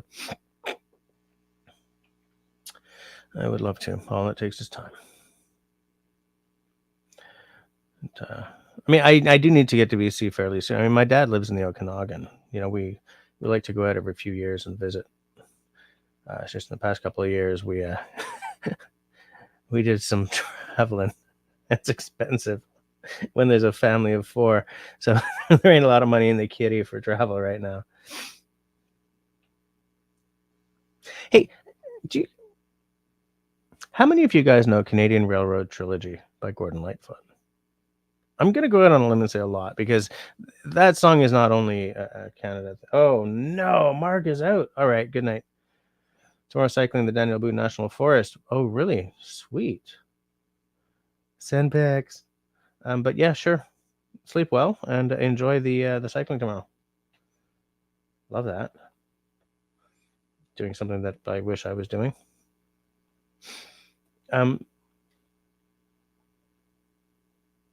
I was asking you something, and now I'm glitching. Canadian Railroad Trilogy. How many of you guys know that song? I'm not going to play it because I don't want my live stream to be abruptly ended by a music company. There's a song that Gordon Lightfoot wrote. He was commissioned by the CBC to write it to celebrate something, 100th anniversary of the CN or something. I don't remember what. It doesn't even matter. But that song, poll, you're absolutely right. I should end the poll. Man, Christy is like on the ball. This is like, okay. Do you prefer books about prepping? It's 50%. Okay. Off. Oh, that's supposed to say off grid, not off red. / homesteading / cabin building 31, bushcraft 12, paddling and camping 6. That is interesting because that kind of affirms what I sort of felt the breakdown of the people watching my live streams are. And I think that might reflect how many of you guys discovered me through Russell, right? Because that's where the off-grid / homesteading Destiny's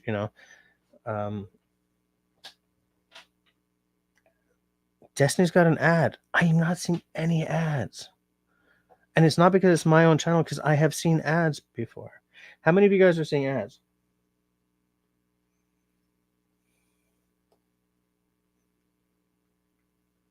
SV Raven is in the 12. Interesting. David Russell, who? Shawnee's seeing an ad.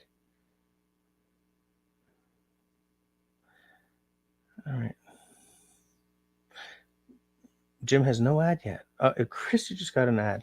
So it's really weird. Like they're not. Oh, YouTube. Why I gotta be hating? Oh well. Okay. Everyone's seen an ad? Yeah, we're at 22:36. Okay, I get it. The reason why I don't know when they're happening is because I click go on. Okay, so the button is up there. That is in StreamYard where the start stream button is. I click on that at 9, and it takes 45 seconds, like a minute longer for over there on the YouTube page for anything to happen. So I can't be like, oh, it's 9:28. There's going to be an ad in 2 minutes, because it ends up happening at like 9:32 kind of thing. So I never really know what's going on, but I've been sort of keeping an eye. Oops, because of the mirroring. I've been keeping an eye on that YouTube page, and I haven't seen a single ad yet. But it looks like a lot of you guys got ads.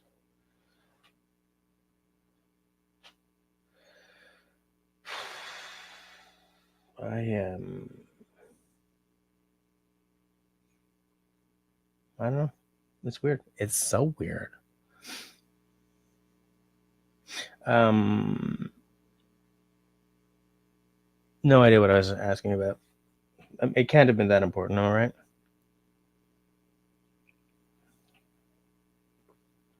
Russell Peters is funny. And Canadian, even though he lives in LA now. Yeah, I was asking you guys how many of you guys have heard or know well the song Canadian Railroad Trilogy by Gordon Lightfoot. I was asking that because I have this passive thing that sort of pops through the back of my head sometimes. There's a lot happening in my head, so it doesn't get that much real estate. I'm like, songs that evoke a feeling of bushcraft or camping, or like old school work camps, campfires, whiskey from before it was any good, stuff like that. And Canadian Railroad Trilogy really does bring that image into my mind. It's I'm going to use this word again, and Russell hates it when I do, but it's a very evocative song for me, because I see that sort of era, because the song is about that era. It's about when the railroads opened up, the West, the Canadian West. A side note, British Columbia joined Confederation on the condition that they got a railroad link all the way across the country straight to them. And they got it. And I'm grateful for that, because I used to take the train from Montreal to Vancouver, and that is a glorious trip. Holy schnitzel. The observation thing where the people sit, car, when you're going through the Rockies, forget about it. Forget about it. I would do the trip 4 times in a row just to see that if I could afford it. Absolutely.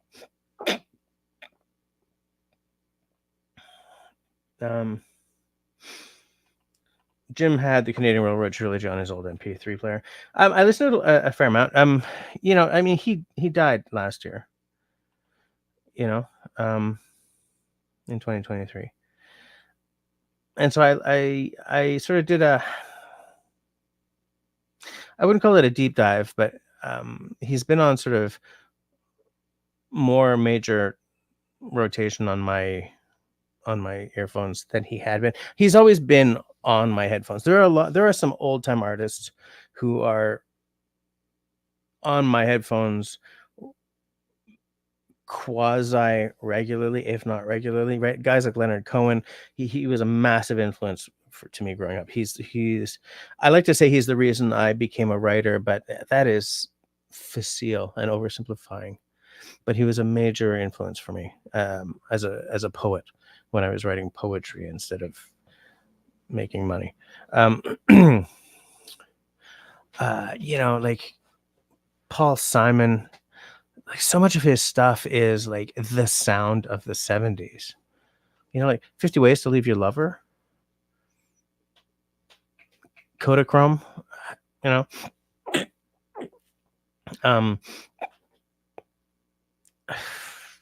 I don't know, Valdi. There's a name that if you're not like a folky in Canada, you might not know, but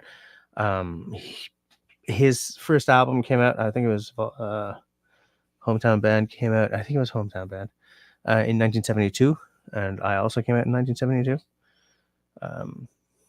And he's still rocking. Well, not rocking. He's still, you know, playing his guitar on stages all over the place. And Gordon Lightfoot. These are guys who I've been listening to my whole life, and every time one of them disappears, it makes me a little sad. But Canadian Railroad trilogy has the smell to me of like leather and a canvas tent, cowboy coffee on a wood stove. You know, all the smells, all the outside. There's probably horse shit kind of thing. There's mud. Maybe it's raining and the pines are wet. I mean, that song smells like that to me. I don't mean to make it sound like I'm synesthesic or anything, but does anyone else get that kind of feeling from songs or poems or stuff?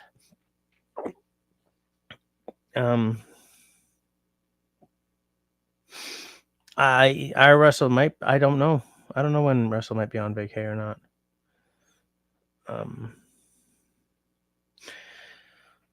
David Evans says Gordon Lightfoot is most famous for the Edmund Destiny Fitzgerald. Yeah, I think you're right. I don't think it's his best song by a stretch, but it's a pretty good one. Again, it's you can see what's happening in it, and I love songwriters who write songs that you can see as you hear them.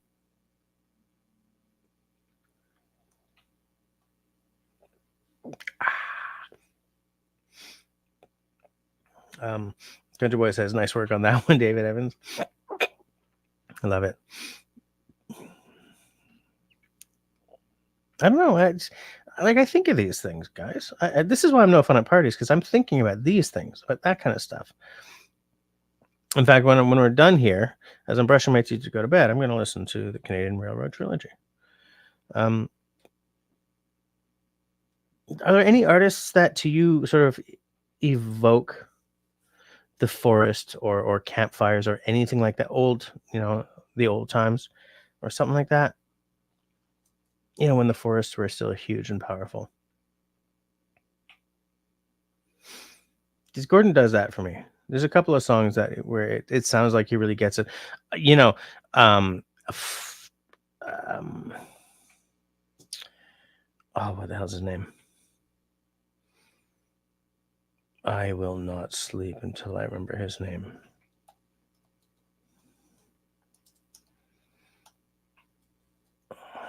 What the hell is his name?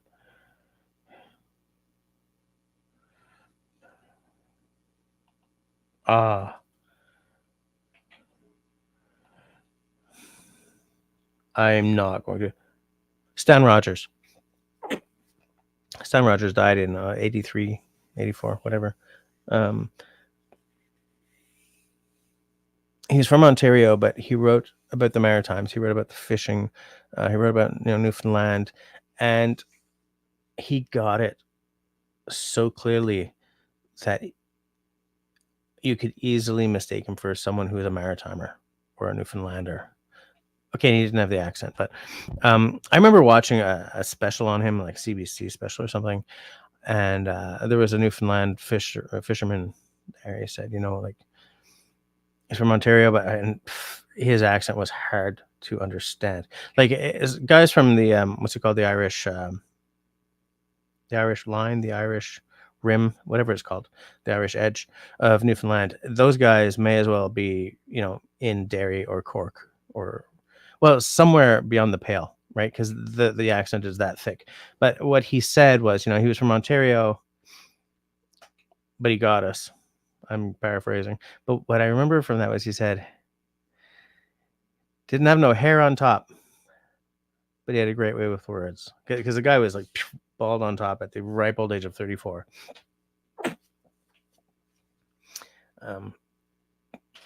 And a lot of his songs you can see as well as hear.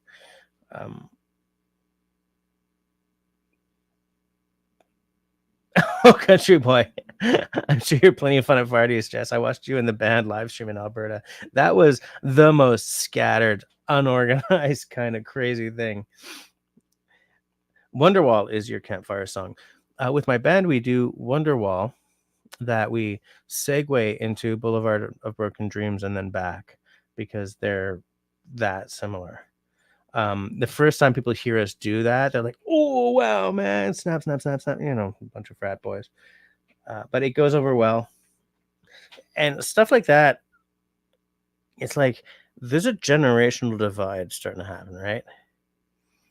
Like the young kids, the ones who are just 18, they're just legal for drinking. They don't always know what's going on. They don't always get that. But the ones who are like 28, they know exactly what's happening. And they're the ones who are like, oh.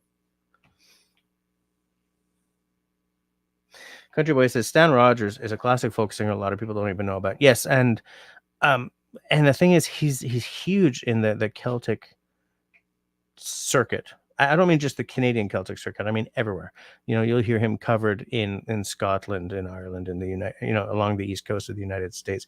Anywhere there's a big Celtic thing, you'll hear one of his songs or another. The same as, you can be sitting in a pub in like Belfast or in Edinburgh or in London, and at some point you're going to hear Home for a Rest by Spirit of the West, right? At some point. Stan is a bit like that,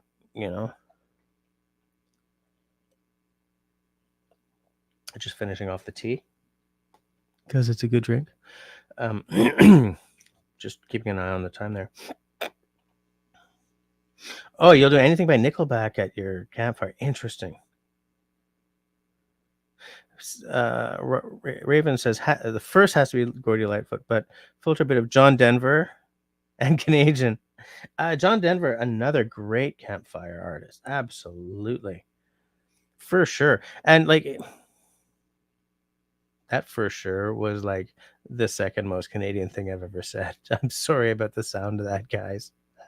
That was like this slice of Kilkenny brought to you by whiskey. Yeah. Kevin Callan, the happy camper, he loves him some John Denver. I think John Denver might be his favorite. David says, don't forget Anne Murray.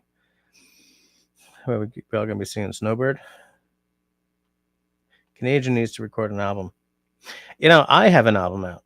And if I have an album out, anyone can have an album out. So I think you should get on Canadian's Iris and tell them to put... Because here's the thing. Okay, our album was expensive because we didn't do it in a home studio. We did it in a studio. But home studios are... like, we did ours in 2009, 2010. He came out in 2010. Yes.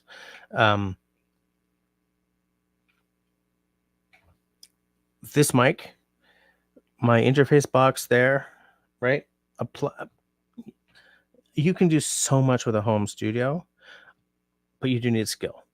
That's the thing. You need, like, the reason we paid for a studio rather than a home studio was it wasn't about the equipment, although there is a real thrill to singing into a $10,000 microphone.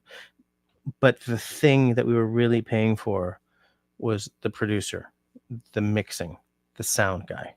That's why we decided to do that.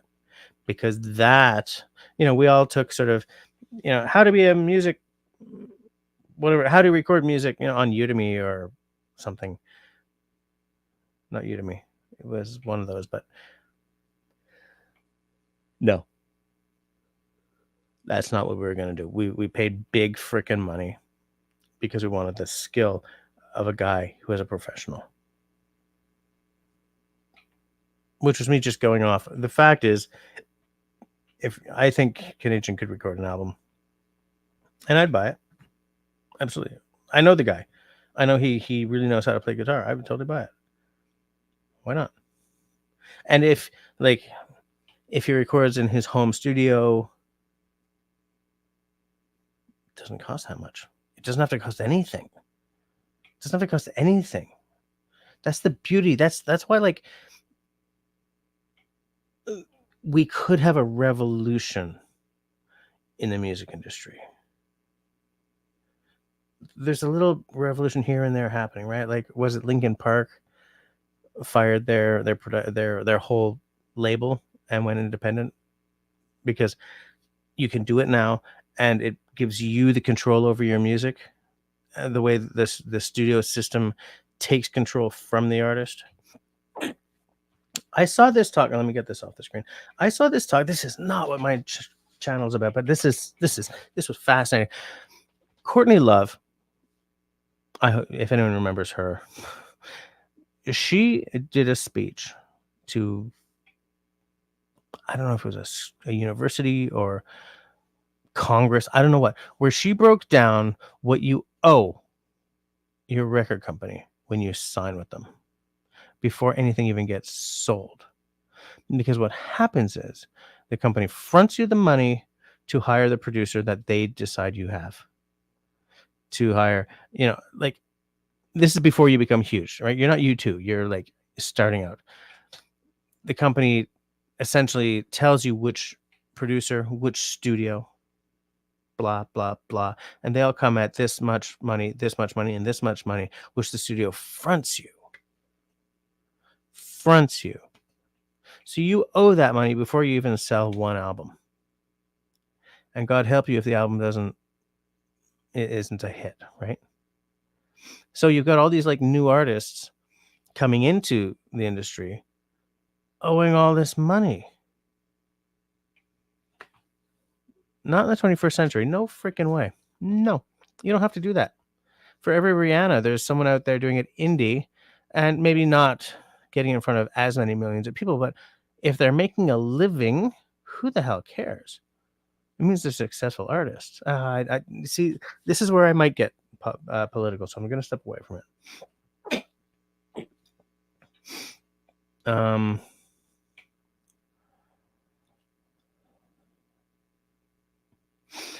Jim agrees with you that Canadian needs to record an album. Where is he? Oh, he's on vacation, I think. He's doing many, many cruises this year. Peanut Trucker says, where can we buy your album? Why are we just learning this? Just look it up on Apple Music or Spotify. Hold on. Let me find you a blah. If you go to, what the hell is my band's website? Squidjigger.ca? Is that it?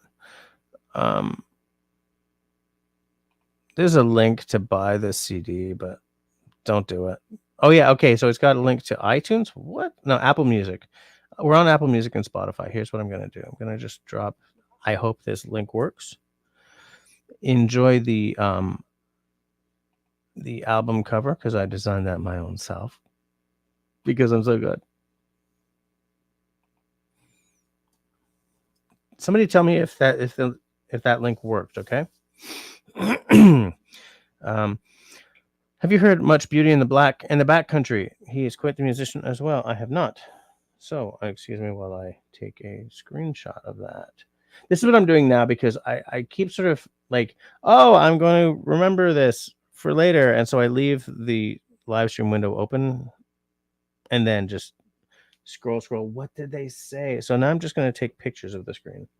Beauty in Black Country. Oh, Jay was joking about Nickelback. Okay. I don't love Nickelback. I will say that, but I don't get what the Nickelback hate is.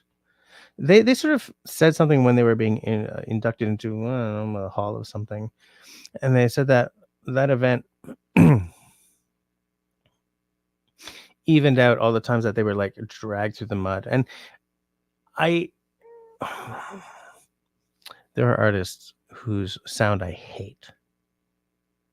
There are artists whose look I hate. I don't mean like, oh, you're an ugly person. I mean like, I don't like the way they're presenting themselves. There are artists that, and I'm not going to tell you who they are, but there are artists who I just don't see why they're making music.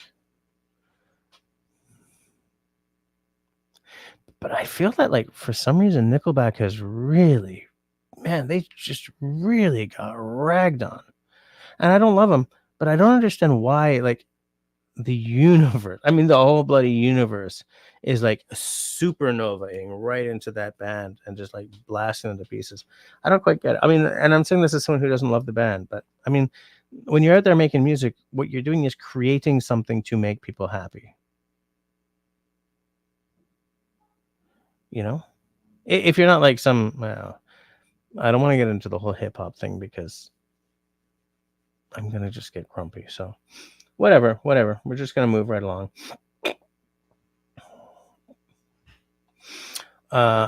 David is a professional shower singer. I love it. Chris does love Nickelback. I hope you're being serious. SV Raven says, where can I get your album, David Evans? I'm sure we'd all love to buy that. David says, I could live stream from the shower, but it won't be pretty. Please don't. Country Boy says, I only sing in the car with the stereo at full volume. I sound great to me. Not sure what the commuters around me think, but they yell and throw things at me, so I think they love me. Fair enough. Even Jim heard you, Country Boy. That's a loud voice. And now, live from the shower, David Evans. The hits are endless. What the face cloth did to me, the sponge and I. Love it. The link, apparently the link works. Okay, so, I mean, there's Apple Music and there's Spotify there. Don't bother buying the CD. I've got a crate full of them back there. I sent one to Sean for Sean in Alaska. He likes it, but he likes that kind of music. He's into the whole Celtic thing. That disc, those songs are an excellent representation of what we sounded like in 2010. We are way tighter now. We're a much better band now than we were back then, and B, like we play different stuff now. You know. Oh, holy crap! Jennifer was here, and I did not even know that. Have a good night, everyone. She says. Everyone say good night to Jennifer. S3 Raven also says the link worked. That is great to know. Great to know. I wish I'd known Jennifer was here earlier. I would have said hi earlier. I'm feeling all guilty. I did not do a video about this. I should have. I absolutely should have done a video about it. Oh, I did do a video about this. I just haven't put it up yet.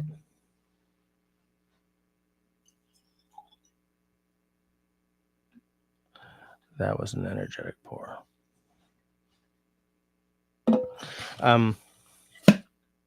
With 1 minute to go until the end of the stream. Great. I'm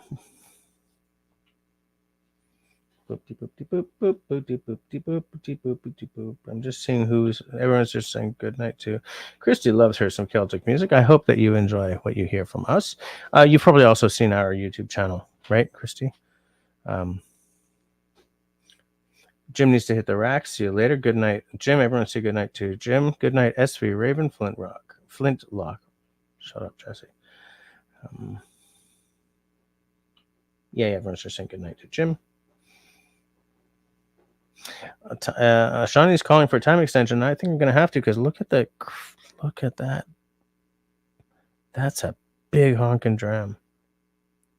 It's a little too big.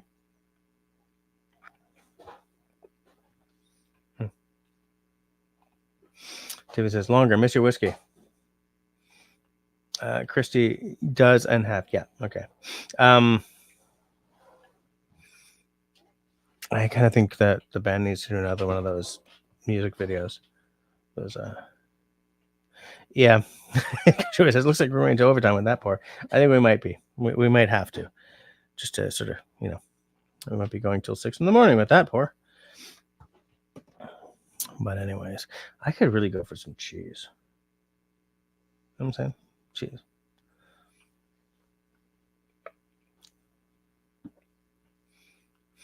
But you guys slung me a couple of band names, but you didn't really answer the question. I mean, some of you did. Like music that is...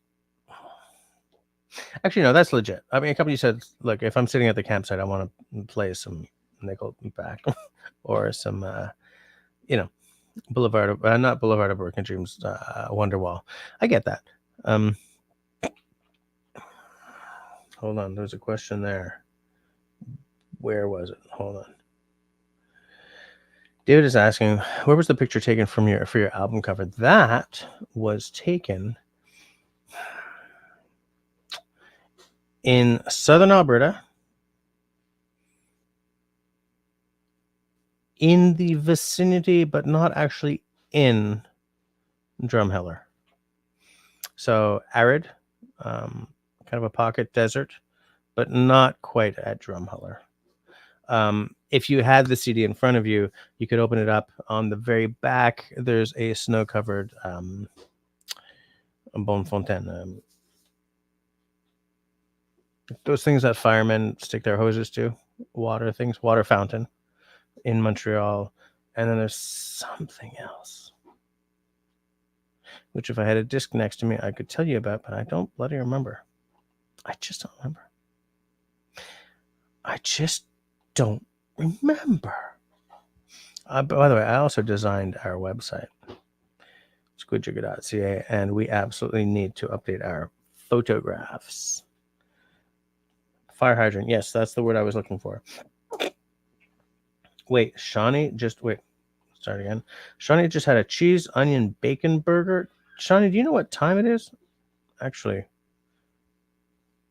I don't think it's 11:02 where you are, is it? Yes, fire hydrant. That's the one I was looking for. That's the one I was looking for. Yeah, Christy's like, how late is it there, Shawnee? Oops. My husband plays the band Lettuce playlist when we are by the campfire. Plays the band Lettuce playlist when we're by the campfire. Oh, Shawnee, it's 10:03 where you are. Well, it's still pretty late for a burger, but now I want one. Are you saying that the playlist by the band Lettuce?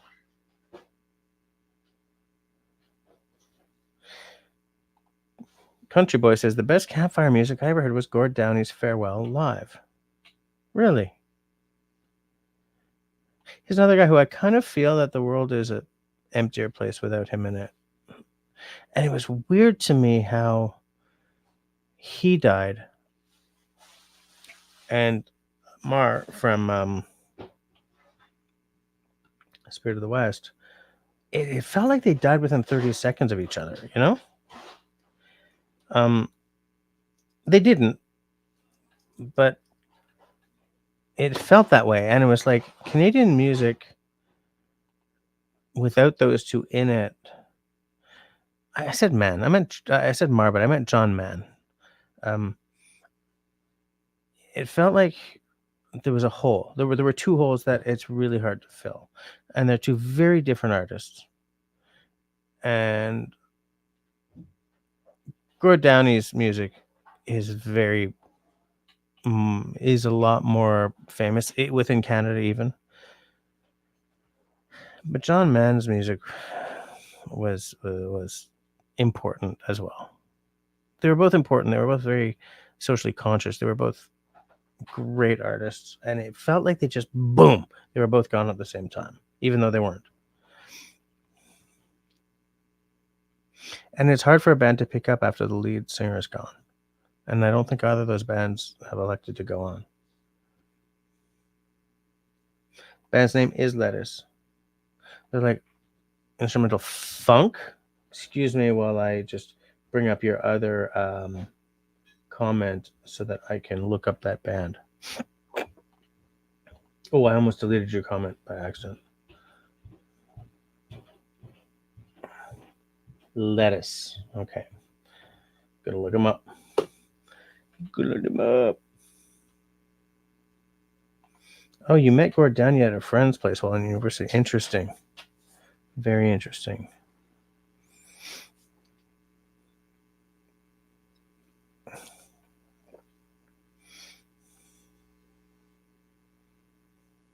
Yeah, country boy.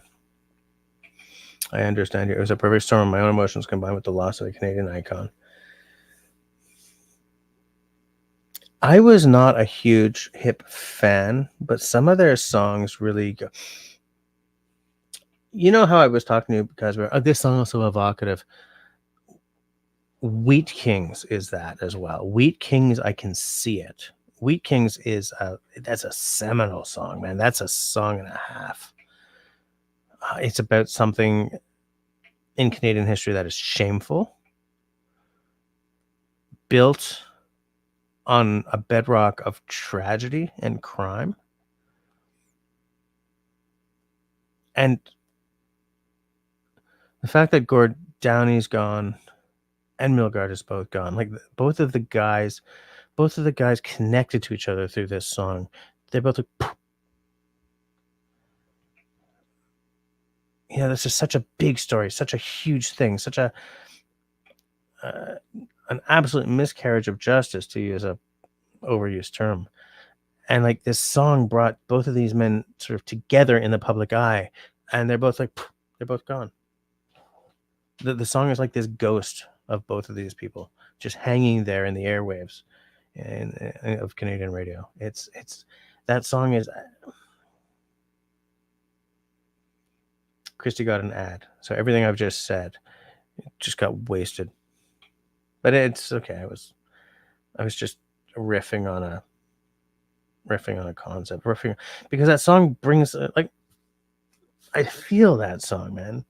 Not only because of what I just said about both of these men just being gone, and so the song just sort of drifting there in the ether, but like what the song says, what the song talks about. It's a song that tells us that we have to be better. Our legal system has to be better. I mean, half of the people watching this don't know what the hell I'm talking about, but it's, yeah. Destiny says something. I'm trying to go back. Destiny says, she will blow your mind, Jess, but I'm scrolling back to find who will blow my mind. Because Destiny said, yum.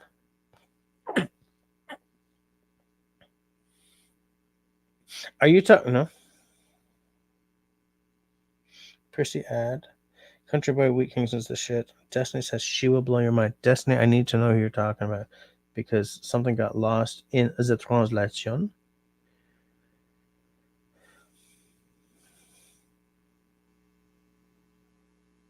Because if there's an artist out there who's going to blow my mind, I want to discover that person.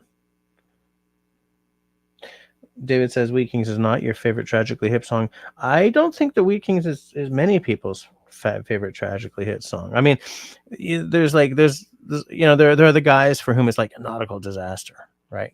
Which is actually pretty killer. But you know, and then there are people for whom it's all like, you know, Bob Cajun. But I kind of feel that the Bob Cajun people and the Wheat Kings people can kind of get along, you know. And then there's I don't know, the names are escaping me, you know. 50 for a highball. Snow Raven. She epitomizes the woods. Sounds pretty freaking good to me. This is like, you know, I mean, if you guys see me sort of doing this, it's because I've got this and I'm taking a picture of what you guys are saying, so that I can like not lose it. Some of the things that I've lost that you guys have said, I'm like, oh, I got to remember that later, and it's gone. Just drive me nuts. Snow Raven. Is she on Apple Music? As someone who's put out an album, pointing you guys to Apple Music or Spotify hurts my soul, because they treat artists so poorly. You know, a million streams is peanuts, is pennies. It's just like if you really want to support an artist, go see their show, buy their swag. The CD, forget about it. It's nothing. It's nothing. There was an artist once who during the whole sort of piracy thing was like, pirate the CD. I don't care. Listen to the music. And he was saying that because the way artists are treated over the sales of their CDs is terrible. They make nothing. They make nothing off of radio airplay. They make the golden age of artists making money and surviving off of these things is over. If you're not like a Rihanna with a whole industry behind you, pumping out vanilla pap, you're not making bank off of any of that. You're making money. You're making your money off of ticket sales and people buying your T-shirts and CDs at the concert. That's where you're making your money. Way more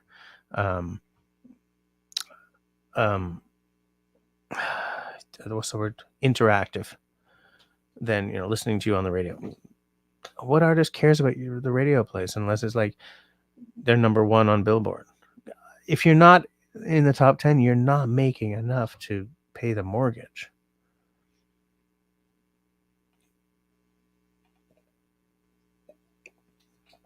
Christy wants a CD.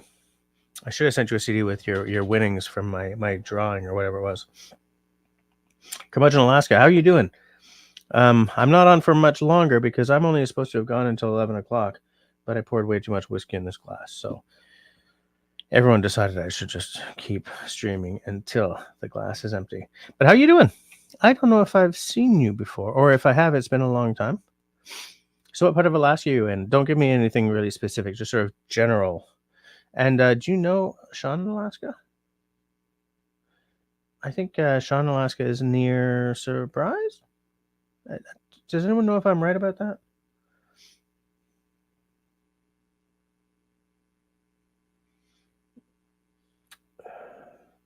No worries. Doing good. It's been a bit, yeah. Hey, how's the weather where you are? It is coldish here, but not cold, but it's starting to turn on us. Is it turning up there? You are the remote north of Talkeetna, and yes, you know Sean. Yeah, I love that guy. I don't think you can not love that guy. Like, who the hell would dislike Sean? He's such a man. YouTube is better with Sean on it. Do you know what I'm saying? Like, some people are just like, the world is better with them in it. YouTube is better with Sean in it. He's got this positivity, and he lives in this glorious piece of land. It's mid 60s. So if like 32 is freezing, mid 60s is going to be like what, the high teens, the mid teens?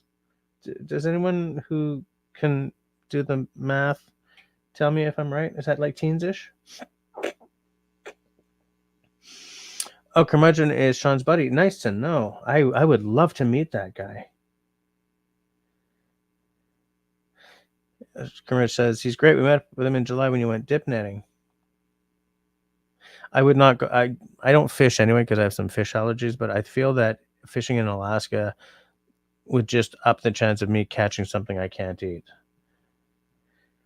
But I would love to see Alaska one day, or the Yukon, Alaska, that kind of area.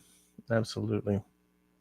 It's 11:14, but since Curmudgeon just joined, let's say we go until 11:30. What do you guys think? Like, say what, 11:30, or until right now I have 17 people watching, until we dip below like 15. If we dip below 15, it'll be like, okay, whatever. You guys just killed it. Or we hit 11:30, whichever comes first. Okay.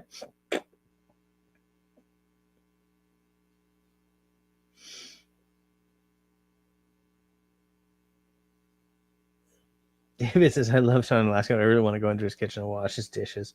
I'm going to tell him you said that. Sean has been on my list from time to time, and I help him with his. Excuse me while I just hid that. I meant to, yeah, okay. Oh, okay. I just hit it. That's fine. I thought I accidentally put you in timeout.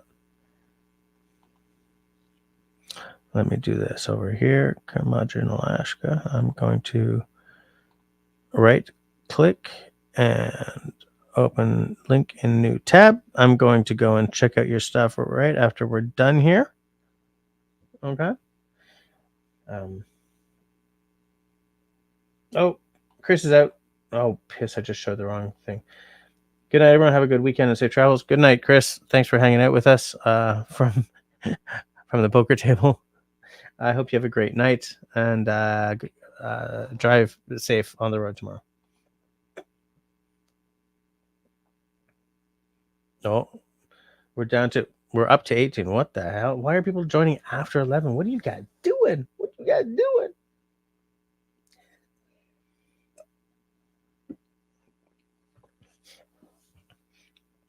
Gonna look up a map of Alaska later to see up where Talkeetna is versus down where Sean is. Am I right about him being sort of in the area of like Surprise? Is that? Am I right about that, or is it Funny River, Silly Wizard, something? No, Silly Wizard's a band. Where the hell does Sean live? But it's one of those names, right? It's one of these names that sounds like it's should be in a comedy movie or a fantasy novel or something.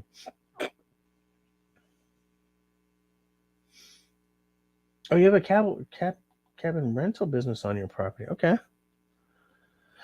And so, like, are you near water, or are you sort of in the interior? Did you say interior? Like, I know in British Columbia, there's the coast and then there's the interior.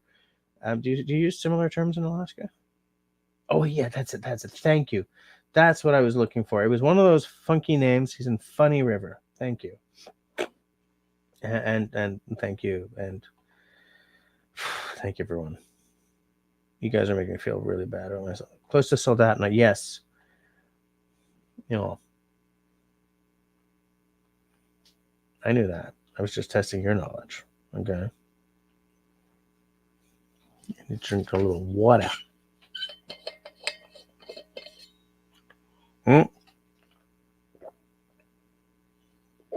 16 viewers. If we lose 2 more and we shut her down for the night, or we hit 11:30. 15. So you guys just want me to stop, is that it? Only way to us is via train ride on the Alaska Railroad. No roads or towns within 14 or so miles of us. Oh, that sounds good. That sounds fabulous. I love that. As a guy who hates being surrounded by 90-degree angles, I love the idea of being that far away from everyone. I mean, you're probably in a small community if there's a train ride that stops near you, right? But still, whatever. I'd love to live out in the woods, build a smoker. Yeah. I mean, that's not the only thing I would do out in the woods. I mean, I would also, paddle around and love life. But I mean, I would love to build a smoker.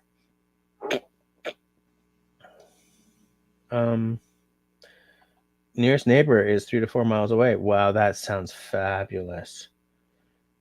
Oh, that sounds good. Gee, that sounds good. Not so great if I fall down the stairs and I need a hand, but oh, you just built a smoker? Holy schnitzel, man. You guys are living the life of Riley out there.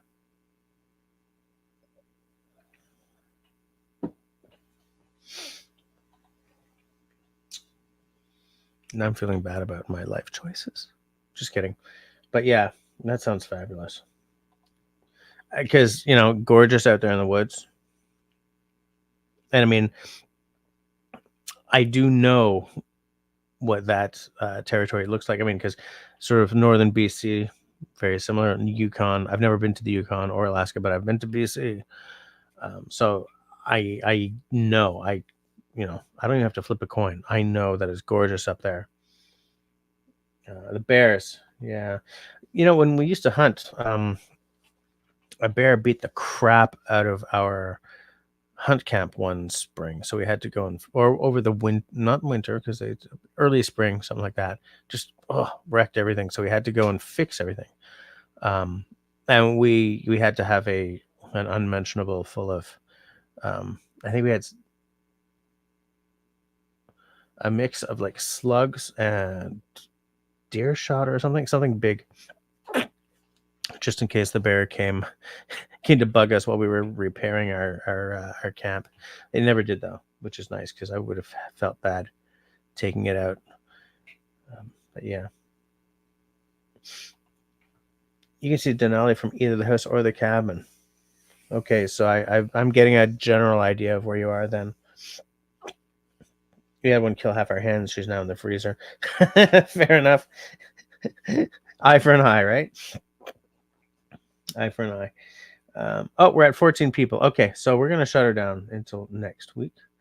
But I've had a fabulous time on tonight's live stream, and I hope you guys have as well. Because if you guys aren't having a ball, then I'm not having a ball. So what else? And also we're like 9 minutes to 11:30, so it's time for bed anyway. If yes, I'm glad you came in for a few as well. It's great to see you popping in. In fact, I remember your name from Sean's live streams, so I feel like we're almost friends now. So good night, everyone.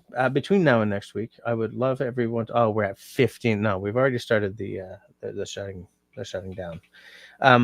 Between now and next week, everybody, please be safe, be sane, be healthy, and be kind to one another.